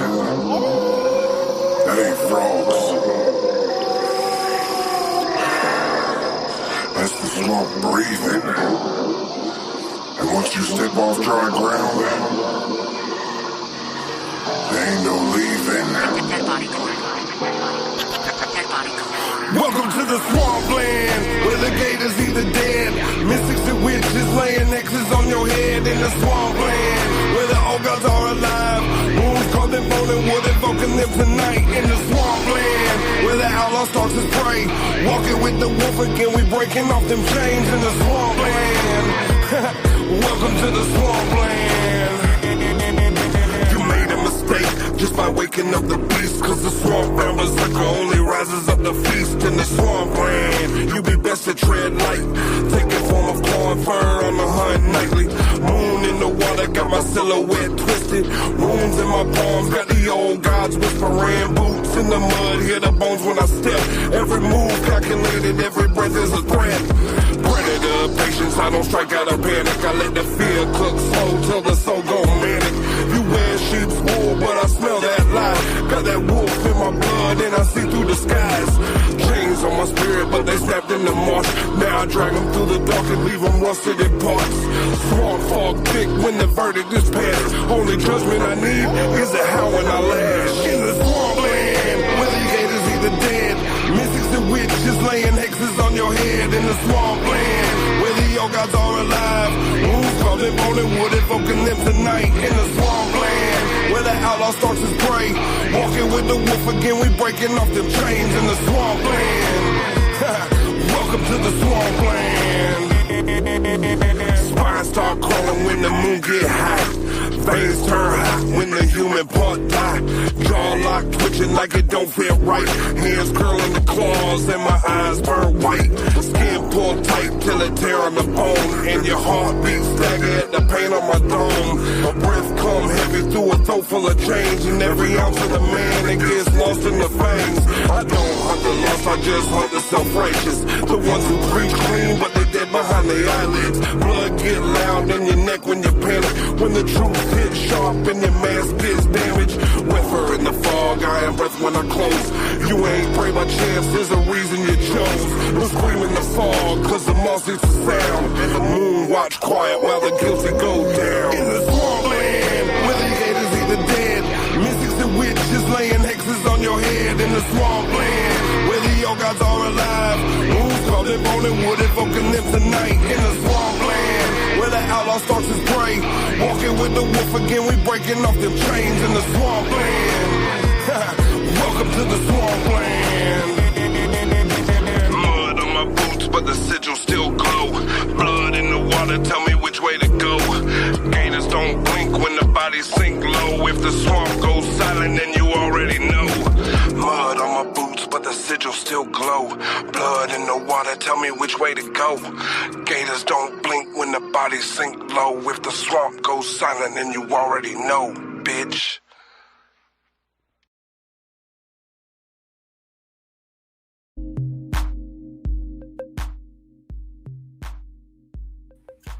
And we are back. We are back with the Hours of Chaos podcast. Shout outs to both my bros, Dead by Corporation, Roku, and Instinct. They drop, those are their solo tracks. And yeah, as you guys now know, there's a QR code here on the corner of the screen. So what does that QR code do? That actually takes you also to my official merch store. So that's a way to go through there, or just hit the link down below. So yeah. Shouts to my bros, Dead by Corporation. Hell yeah, bro. You guys are the bros. Oh yeah. Yeah, let's get on to some news, shall we? Let's see, is that background music a little too loud, y'all? Let me turn that down just a little bit. There we go. Yeah, we have some pretty stale news that when I read it, it did give me pretty emotional because this artist is one of my favorite artists. Let me pull up the article.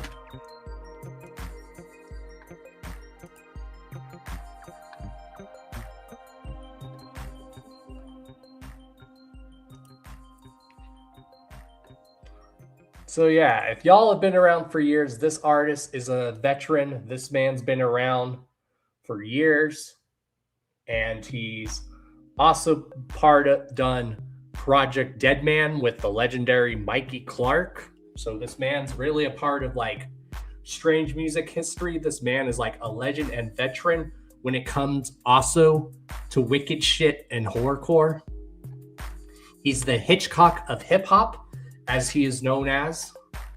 We're talking about the legendary Prozac, but it's some pretty sad news.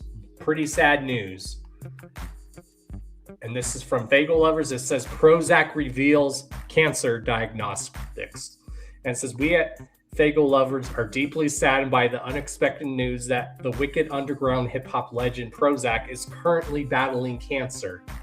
The Strange Music Saginaw MC posted an official video with him personally revealing his sudden cancer diagnostics. An official GoFundMe has been launched, and in under 72 hours, over $38,000 has been raised to help Prozac defeat the deadly disease. You can also help by donating to the link, which, if you guys go to Fagel Lovers, there's the link to it. So yeah, when I read that, I'm not gonna lie, y'all, I got very emotional because Prozac is one of my favorite artists of all time, and his music has really helped me through so much. Like, his music has helped a lot of us get through some shit. His music is even a perfect reflection of the world, like the stuff that he talked about. Like, he got it. That's what wicked shit and horrorcore is. It's showing society in the form of a horror movie. And that's why we know that he does his ghost hunting show, but I think that's also why we haven't had any new Prozac music, because he's been battling cancer, which it does make me fucking emotional because, like I said, the man's music has helped me through so much, and he's a legend in this genre, in this underground. He's the Alfred Hitchcock of this shit, and he's a great director, and his ghost hunting show is amazing. If anyone's ever seen Prozac live back in the day, he always was amazing live. He would always put on a killer set live. But I hope he does get better, because, you know, it would be nice to get some new Prozac music, especially with what's going on in the world lately, because, you know, his music is a perfect always reflection of that sort of stuff. I just want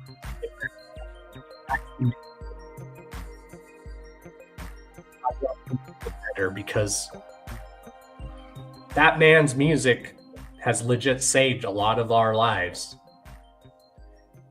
And a lot of us that have talked to Prozac, he's a very humble, cool dude. He's also a creative genius. So I hope he feels better. I really do. God, that is just hard, y'all. God. I'll pull up the video where he talks about it. So let me pull that up. So yeah, The link is on Fago Lovers in the article to the GoFundMe, so make sure you guys donate if you can, or if not, share the GoFundMe everywhere. So yeah, let me get the video. So here it is, y'all. All right.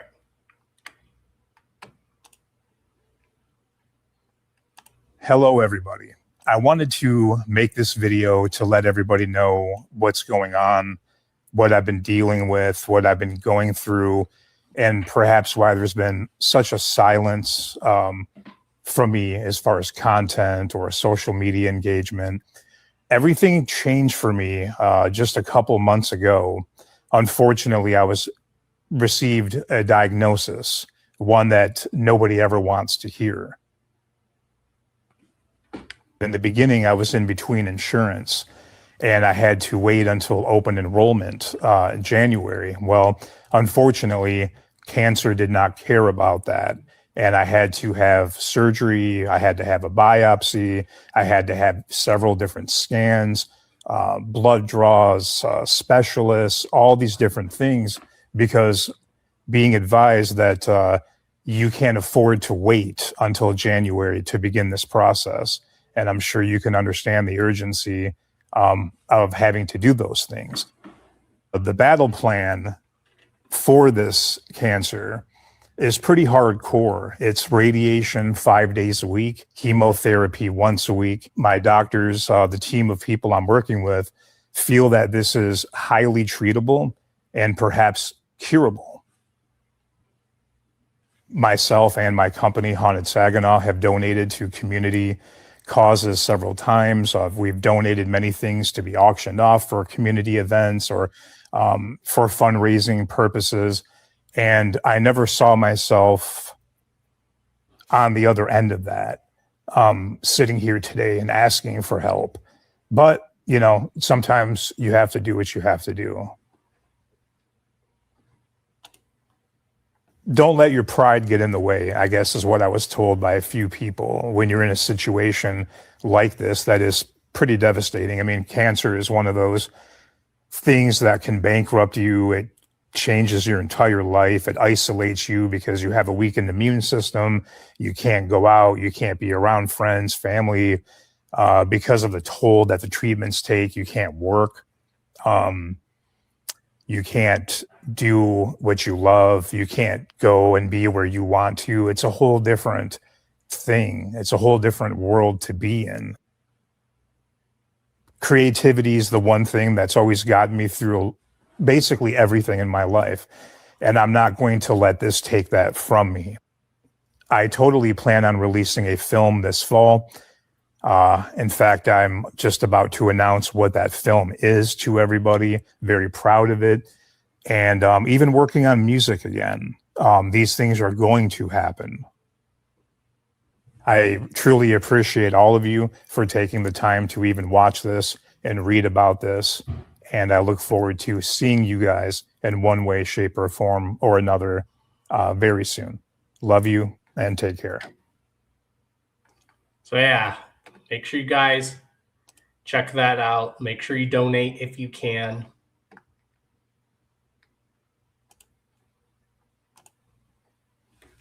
So when you go in on Fago Lovers, there is a post to the donation link for you guys to check that out.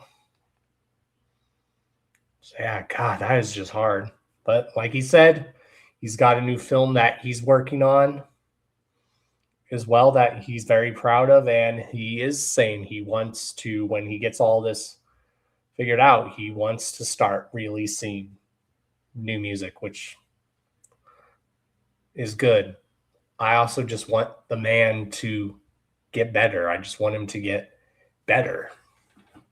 This man's a legend, y'all. This man's a legend.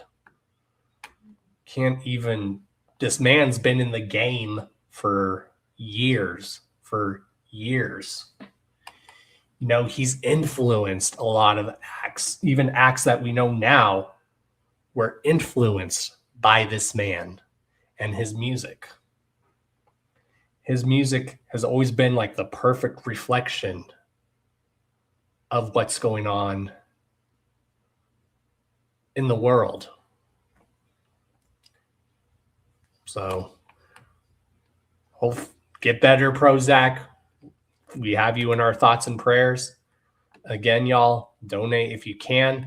If not, just make sure you share the GoFundMe link everywhere.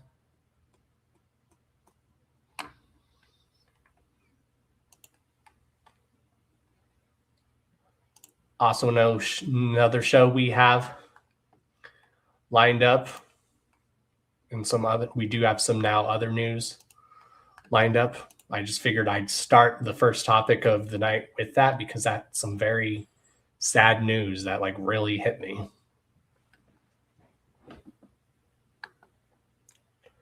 So yeah, when people ask me who are some of like my favorite artists of all time, I always go with Prozac on a real tip. He legit is.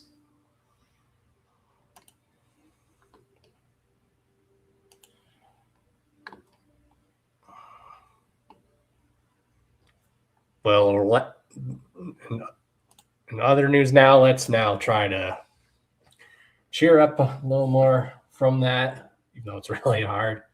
Yeah. ICP is actually playing in Orlando again.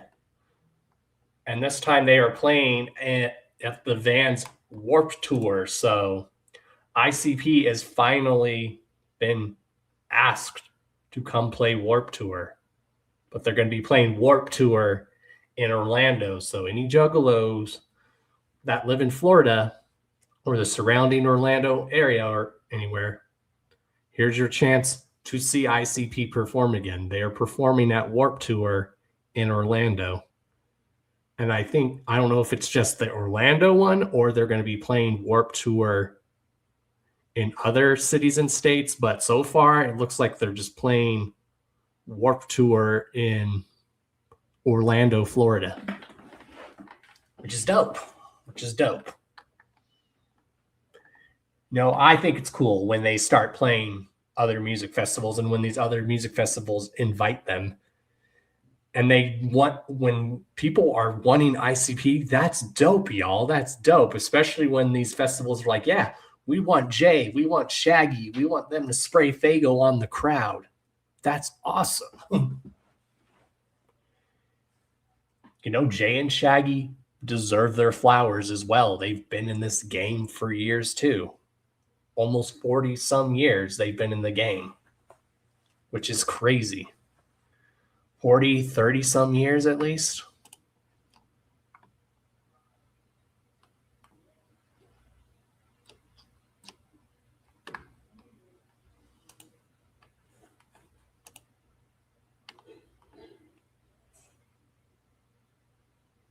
Yeah, and that's what's cool that they're doing a lot of festivals. I think that's dope.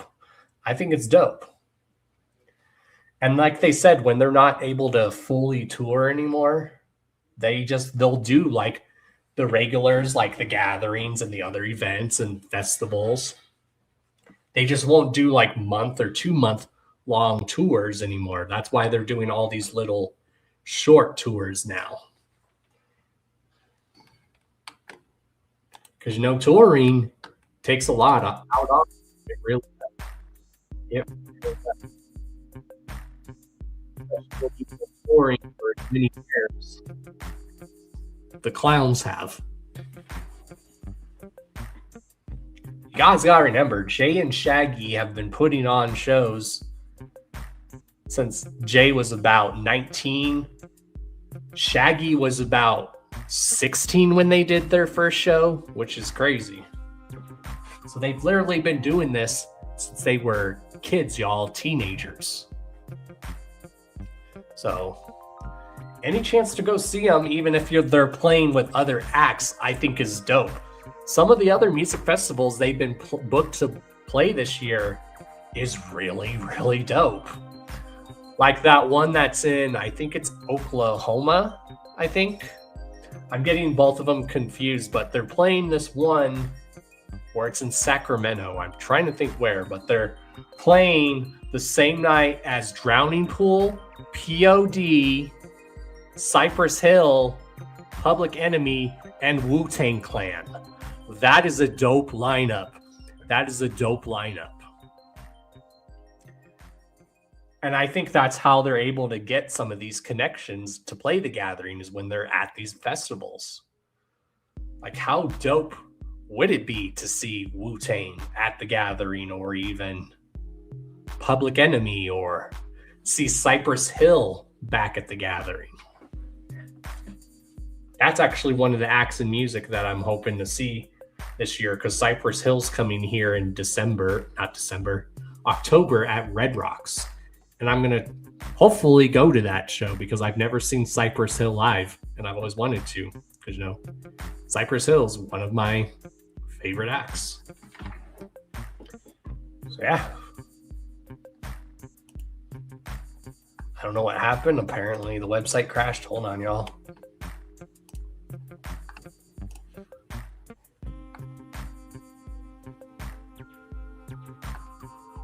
I thought that I had more to talk about. Apparently I don't. What's up, Relic?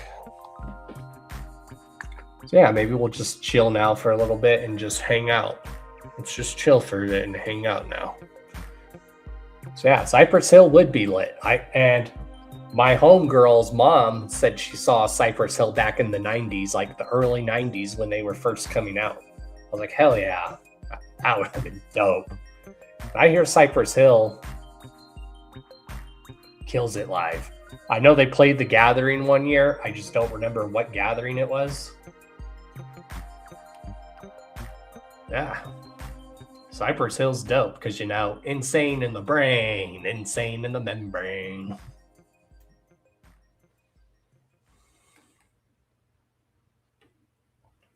Oh, yeah, we just got new singles? Hell yeah. Yeah, I need to do some reactions, to try to do some reactions to some of those. Oh, yeah.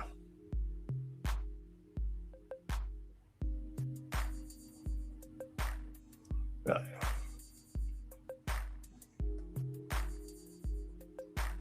That's one thing I'm trying to get back into doing, is the reaction videos. That's one thing I'm... Oh, and can someone go on my... Try to use their phone or something and go where that QR code in the corner is and let me know if that's working? I think you gotta go on the TV to do it. So yeah, someone let me know if that's working.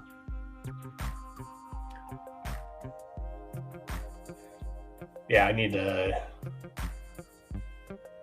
Well, what's up, Relic? How you doing?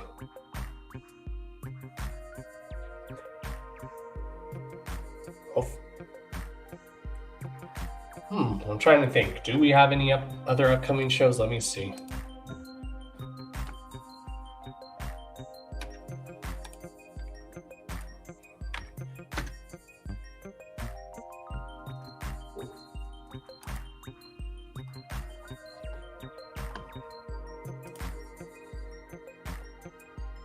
Oh yeah, there's definitely a lot of shows coming up.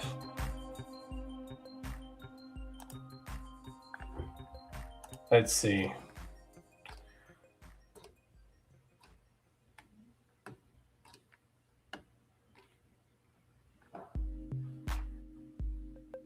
So y'all, we do have some more bit of news that we're talking about. This Friday, make sure you guys tune in to Underground Wicked Radio with DJ Snickers, where he's going to be interviewing Droko with host DJ Snickers and co-hosting by your boy Don Chaos. So I'm going to be co-hosting this on Friday with my homies over at Underground Wicked Radio, which is another great podcast for y'all to check out. I'll be co-hosting, interviewing. So make sure you guys tune into that, and make sure you subscribe to Underground Wicked Radio.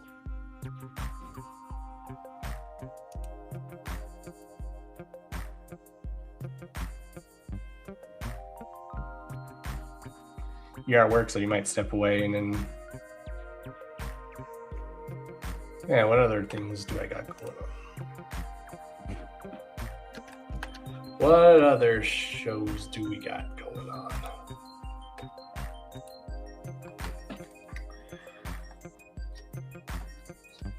For some reason, my computer's being weird. I don't know what's going on.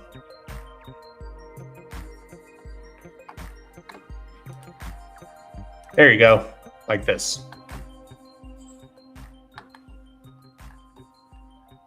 Yeah, make sure you guys tune into that 9 p.m. Eastern, which would be, I'm trying to think what time that is my time. I think that's, yeah, that's pretty much 7 my time.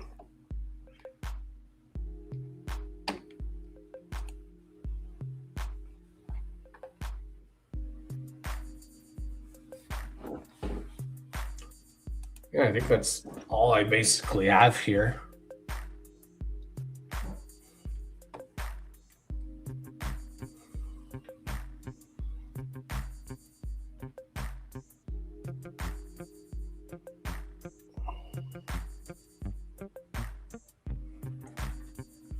Yeah, can someone confirm if that QR code is working?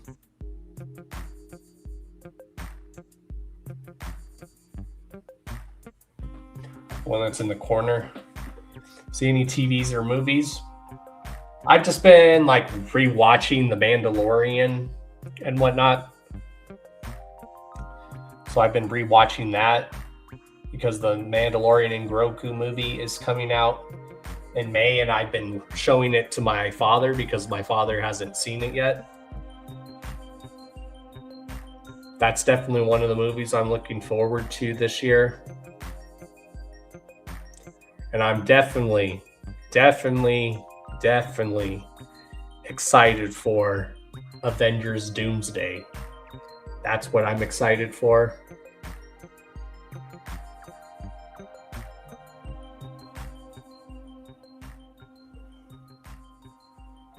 You guys go to the movies every week? I wish I could go to the movies every week. I need to get a membership for the movie theater. That's what I thought about doing. Oh, shit.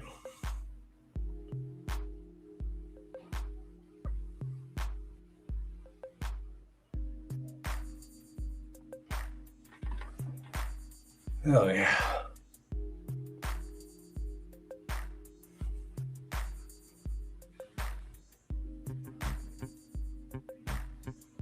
Yeah, thank you. And you bought the expensive WWE 2K6 and played a lot. Nice. Yeah, I need to play it. That I've been hearing good things about that new WWE 2K26. I've been hearing very good things about it.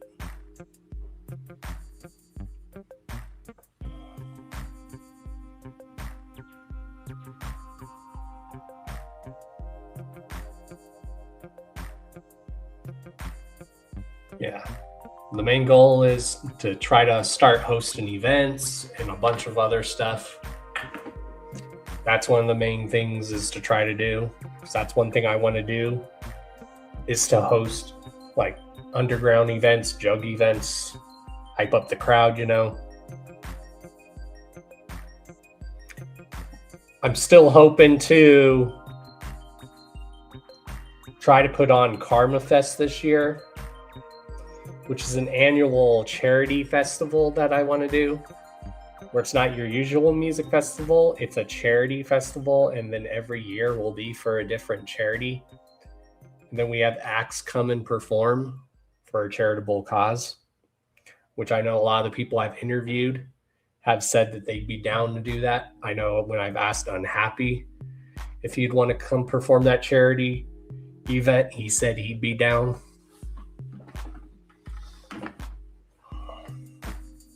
I just need help putting something like that together because I don't know how to put stuff like that together. So anyone who knows how to book events and whatnot that wants to help me with that, get at me. It's a total cash grab, but fun. I love wrestling. Oh, yeah. Me too. Relic, I love wrestling too.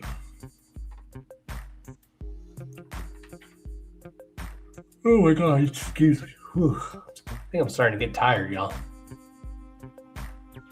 Yeah, I think it was a great show. Thank you, Unhappy, for joining. Thank you, everyone who came and tuned in the chat.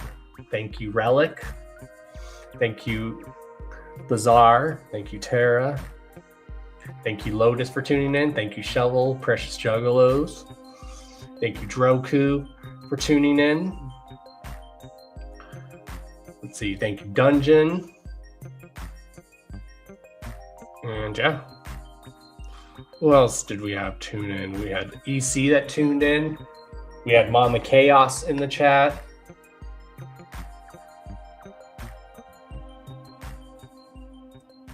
Yeah, we had quite a few people. We had Lil Taffy. We had Ruby tuning in. If I forgot anyone else, I apologize.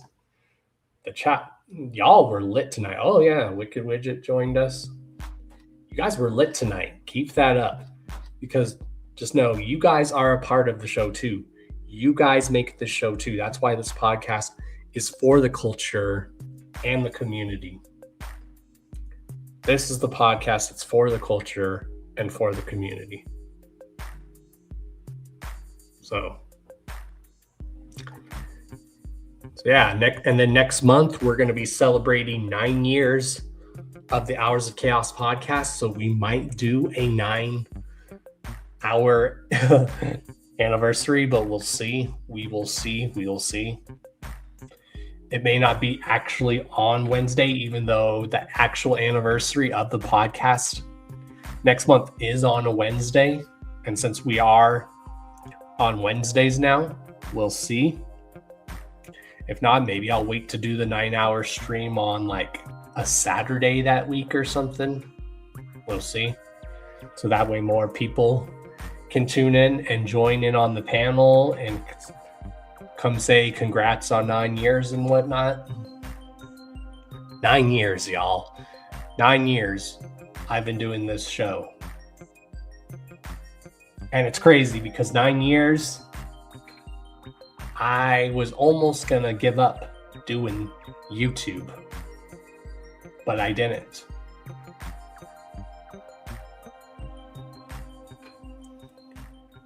And I'm glad I kept going, and I'm glad the show has been able to last for the 9 years that it has, and it's just gonna keep going and going as long as it can go. Because you guys make this show too. And I thank you guys. I don't just make this show possible. You guys make this show possible. Because this is the show for the people, for the community, for the culture. It's to help uplift people as well. And the people that deserve recognition. Because the one thing we can all agree on too, that a lot of the talented and cool people get way, and down to earth people and the people that really care about this, a lot of them get overlooked. A lot of the people that truly love and care about this community and culture, we get overlooked.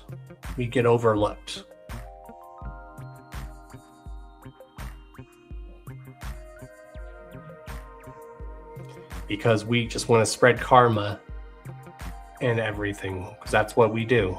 We like to spread good karma, try to spread as much positivity as we can in a fucked up world, in a mad world, in a mad world.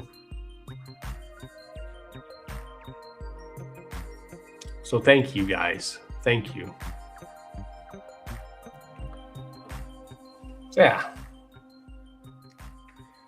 And then I think that's all I have. So yeah. What's up, Pipe Low? So yeah. Thank you everyone for tuning in. Make sure you peep the links down in the description.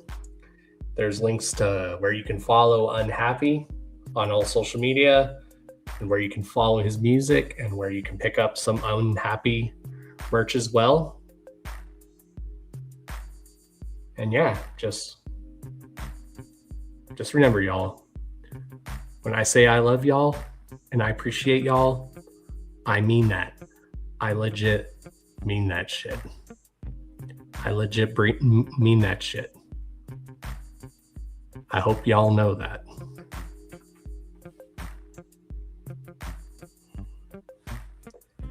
I'm going to continue doing what I do. Because I love what I do. I love what I do. Coming up, this year, I've been in this jug shit for 28 years, y'all. This year is 28 years since I've been into this jug shit. That's crazy.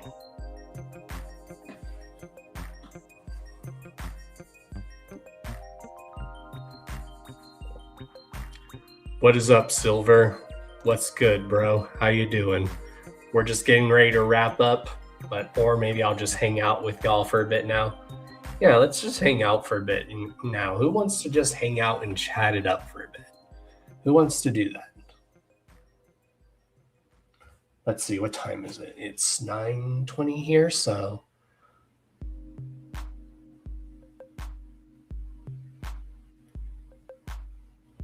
yeah, let's talk for just a little bit longer. Let's just hang out for a little bit, because I'm having fun with this. Hell yeah. And I love this culture, you know. This culture has helped me through so much. I have, without music, I don't know where I would be. Music has helped me through so much. And for those of y'all that have been there, that have helped me through everything that I've been to, even through the ups and downs. Thank you. From the bottom of my heart. I love you guys. I legit mean that, and I appreciate it. You're good? You're 34 days clean? Good job. Everyone tell Silver Stasher, good job. Like I said, because that's what we do here in this channel, is we uplift each other. Good job, Silver. I'm proud of you, bro. Very proud of you. Keep it up to anyone that's deciding to be sober and clean. Good job, y'all. Good job. You got this. Keep it up.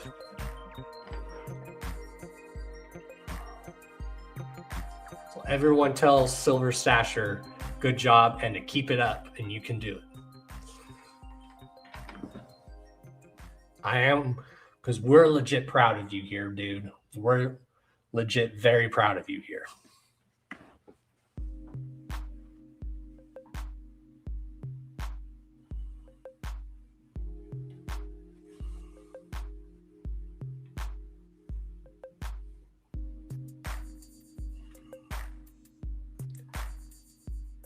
Did you hear the sad news about Prozac, though, Silver?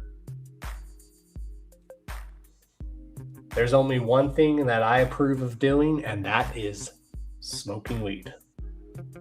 Because weed I use for medical purpose.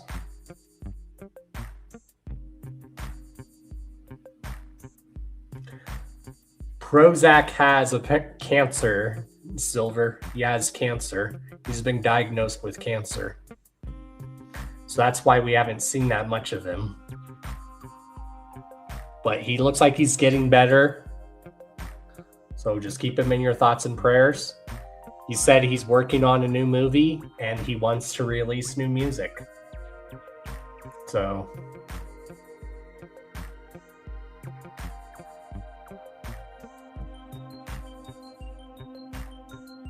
yeah, we don't give the quitters enough credit. That's right, Willis. We don't. We should. It's true. It's easy to talk about addicts, but yet no one cares when they have the balls to give up, right? I always applaud people who give up doing whatever they're doing, like drug-wise or substance-wise, and they're like, I'm going to stop doing that. People like that deserve more credit. More credit. Yeah, there. If you go on Fagel Lovers Stasher, there's the article, and then there's the link to the GoFundMe to help out Prozac. There's the link to the GoFundMe on the Fagel Lovers article.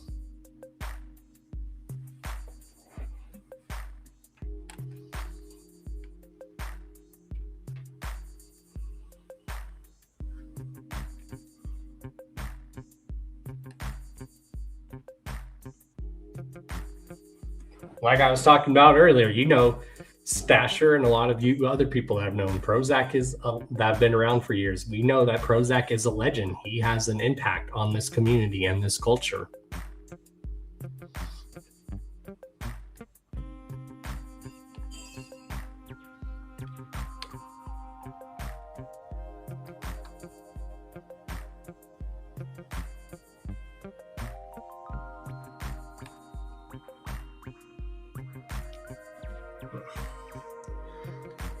And shit, sorry.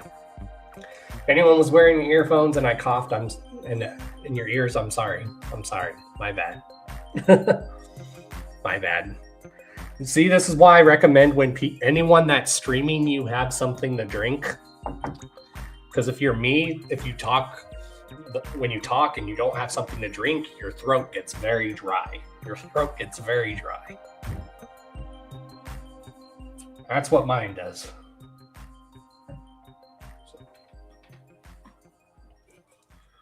Always make sure you're drinking something, especially water. It helps. Earth juice, as I call it. Hashtag earth juice.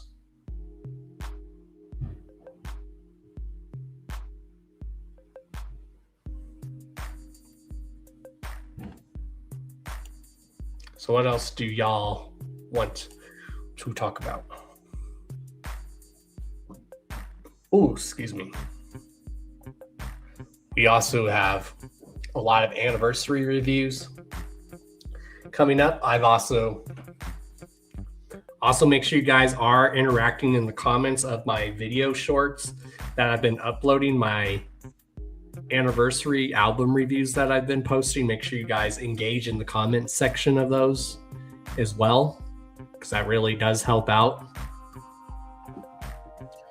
Yeah, I'm thinking of starting another podcast as well where I talk about just strictly hip hop, or maybe call it This Day, the other podcast, This Day in Hip Hop or something. I'm also trying to get the live stream Hours of Chaos. This is the Hours of Chaos podcast. See, Chaos Theory going, because there's a Chaos Theory video that I've been trying to work on, and I don't want to pre-record that Chaos Theory video. I'm gonna do it as a live stream because I have a lot to say, and it would help for me to just say more of it in a live stream than pre-recording it, especially because of what I'm gonna talk about. It's the worst. You drink wrong and all of a sudden you're dying. Yep. I've had that happen. I mean, I've thought about doing gaming on here too, Lotus. I mean, I do have a Twitch. That's why I also do the podcast here on Twitch. So for those, if you're not following me on Twitch, make sure you are. There's also links to my Twitch here on the main channel. That's where also you can watch the podcast to help with the watch time, is watch it on Twitch as well as YouTube. So for those that didn't know, the Hours of Chaos podcast isn't just live here on YouTube, it's also live on Twitch.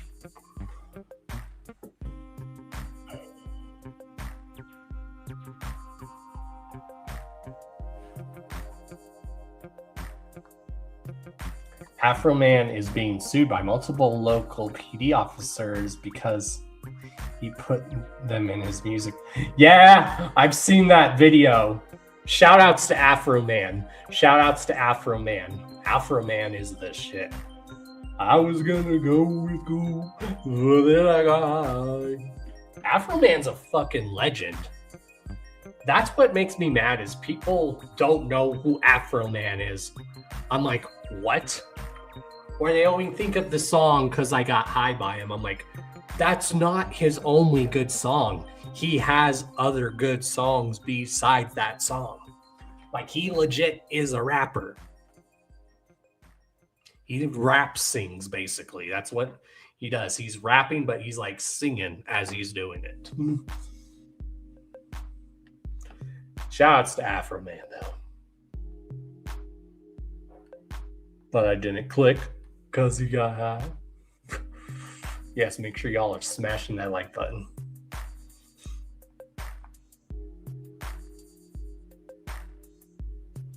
Yeah. Oh, really?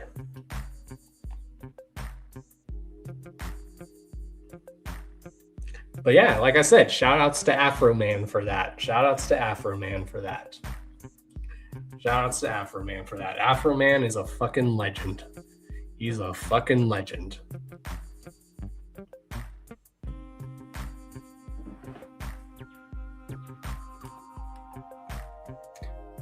Again, shout outs to Wu-Tang Clan and Lauryn Hill, who are nominations for the Rock and Roll Hall of Fame this year, which is dope. Oh, another music festival I really want to go to is Rock the Bells. That's like an all hip-hop festival. It's what LL Cool J started doing. He's doing an annual festival now called Rock the Bells, which is an all hip-hop festival, which is dope. There is actual other hip-hop festivals. There's Rock the Bells, there's Paid Dues, there's Summer Jam. Well, Summer Jam's just like an event. It's kind of like, I guess you could say it's a hip-hop music festival. I guess you could say it is. But I know Rock the Bells and Paid Dues is. But yeah, Summer Jam, I guess, could be considered one. If anyone's ever been to a Summer Jam, I've been to the Summer Jam that they've had here in Colorado. That was back in 2005. And the lineup for that was Paul Wall, Chamillionaire, Twista, E40, and Snoop Dogg. That was a fire-ass lineup.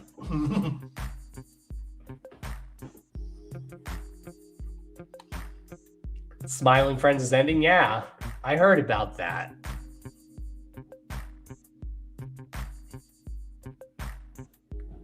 You have a good night, too. Rapping the Rivers is a hip-hop festival that goes on in Montana. Nice. Hell yeah. That's something I want to do, is try to put on... Like I said, I hope I can get Karma Fest going. So if anyone knows how to book shows and set up shows and to help with the money to put that together, let me know. Because like I said, I've been saying it for years and I want to really make that start happening. I want to put on an annual festival every year and have a lot of acts that I know come perform, and it's for a charitable cause because we're spreading good karma, and that's why the event would be called Karma Fest. So if anyone knows how to set all that stuff up, let me know, because I'm thinking of probably doing it at the Roxy. I'm probably thinking of doing it annually at the Roxy. Like I said, every year would go for a charitable cause. Everyone I've had on the show has said that, yeah, I'll come and perform for free for a charitable cause. Yeah, I'll have to mention it to Scum. I'll need to talk to him about it sometime, especially if I go to the Triple MFD show this month at the Roxy, the hardcore horrorcore tour. I'll have to probably talk to Scum about that if I'm able to, or hit him up sometime. Because he's like, yeah, just hit me up whenever. So I'll have to hit him up and talk to him about that one of these days.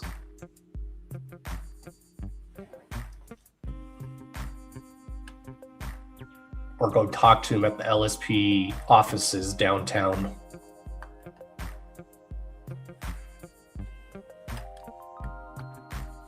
Scum had a 2-day thing in Fort Worth, and we saw Umo and Percy Bones. Hell yeah. That's actually people that we're trying to get on this show too, which is dope.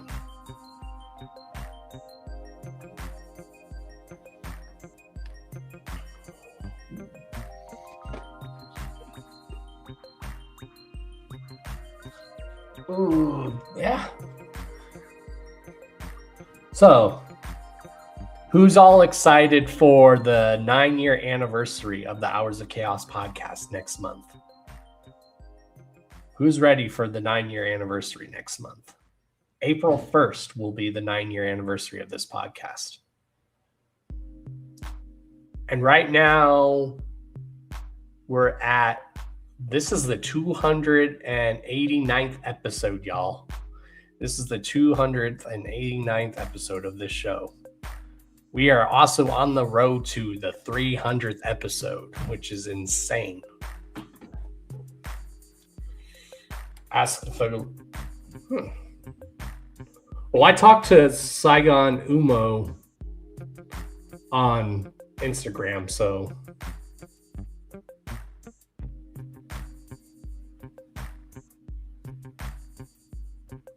yeah, I talked to Saigon Umo on Instagram, so, and I know he's down to be on the show.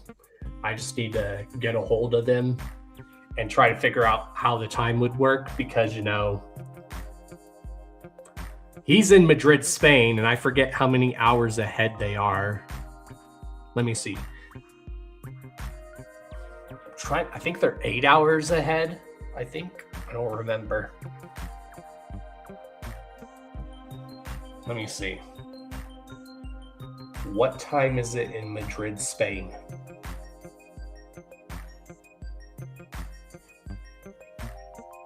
It's 4:36 a.m. So, yeah.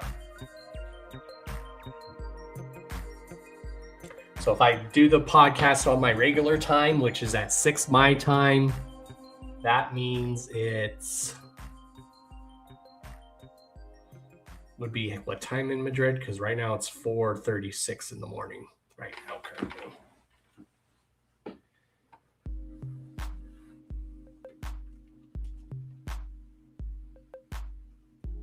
If it's 6 o'clock Mountain Time, what time is it in Madrid? PM.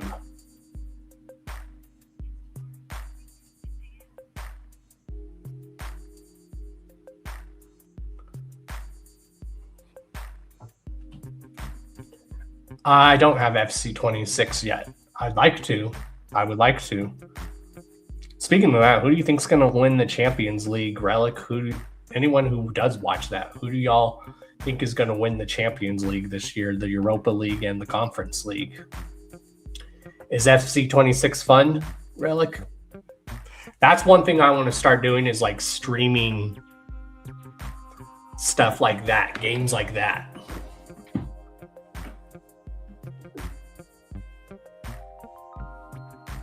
Yeah, for those that are wondering, we don't do the Juggalo movie night anymore on Fridays. I pulled the plug on that. I like creating like my dream teams on like that game or any sports game. I like to take all my favorite players and add them to a team. So create like a dream team as they call it. I like to do that in a lot of my sports games. Like I'll do that in FIFA. I'll take a lot of my favorite players in a lot of positions and I'll like put them all on one team. So it's almost like you're unbeatable. Do you ever do that? Because you can do that. You can like edit and add like certain players to your team, like in the customization thing, or you can do it in the, what am I trying to think of? Where you're a manager and then you can add players from different teams, but you gotta obviously have the money for it.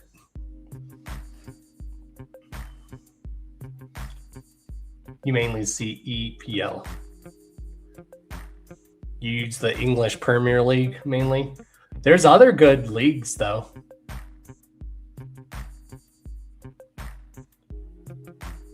Oh yeah, I'm definitely a big Arsenal fan, most definitely. And I like a lot of more than one teams too. Arsenal is definitely one of my favorite teams. Even teams that are rivals, or in their terms they call a rival game derby. There's even teams that are derbies that I like. Oh yeah.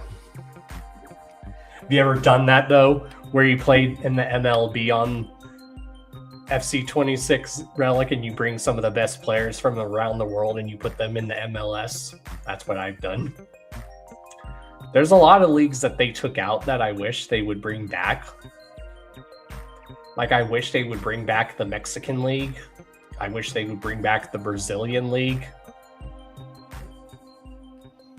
Let's see, I wish they would bring the Greek League. That would be dope. I wish they'd bring the Canadian Premier League. You're casual. Have you ever done manager mode, where you play as a manager, like as you as a manager, or do you sometimes even play as a real life manager? Sometimes I like playing as a real life manager, like the real life managers that they give you the option to play as. And then I like to do a player career mode where you play as a certain player. You play them throughout their whole career.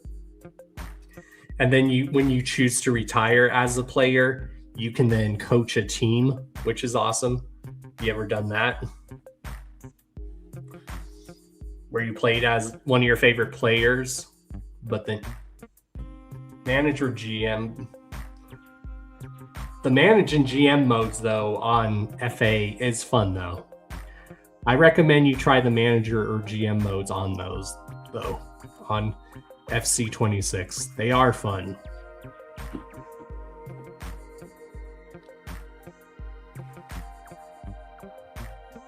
And when you're a manager, you can move to different teams too.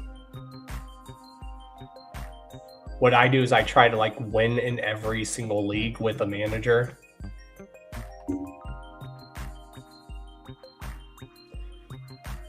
That's what I'm currently doing right now.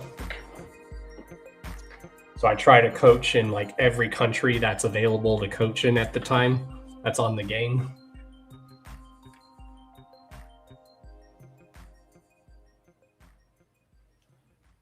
On Madden, you set the concession prices. Really? Is that the new Madden? I haven't played any new Madden in a long time. I'm currently been playing Madden 20. Yeah, that's how far behind I am. I'm still playing Madden 20. Yeah, so what? Madden 20 is still fun. I love it. I didn't know you can. But yeah, you on the FC26 game, you can make most of your money from like winning certain tournaments, or you get money from like shirt sales or jersey sales, which is always cool. That's something they need to incorporate more in sports games, is when you get some money from the jersey sales. Some sports games, you can make your own custom stadium music too. At least on the old Xbox games, you could. So I would like be playing like, for example, like I'll be playing ESPN, NFL ESPN 2K5 on the original Xbox, and this is when you could download music to the original Xbox as well as the 360. I would have music playing when I like scored a first down. So example, if my team scored a touchdown or scored a first down, I would be having Homies by Insane Clown Posse playing as the stadium amp song. It was cool, what you could do. I'm like a big kid, so I just hang out when it's time out. Oh yeah. But yeah, I think I'm going to go ahead and get off for a bit. Thank you, everyone, for tuning in. I really appreciate it. I think Wednesdays is the perfect time to go live now. But remember the hashtag, y'all. You guys know exactly what I'm going to say. You don't need to use the hashtag, but you know what I'm going to say. You know what I'm going to say. You know what's coming. You know what's coming. I'm not going to say it, though. So I'll leave that up to you guys.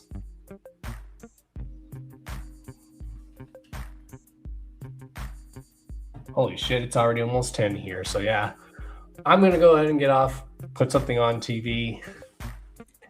And yeah, everyone have a good day or night. Thank you for tuning in. Again, thank you to Unhappy for tuning in. And just remember, you guys are part of this show too. You guys make the show possible because this show is for the people, for the community, because Don is a man of the community. Well,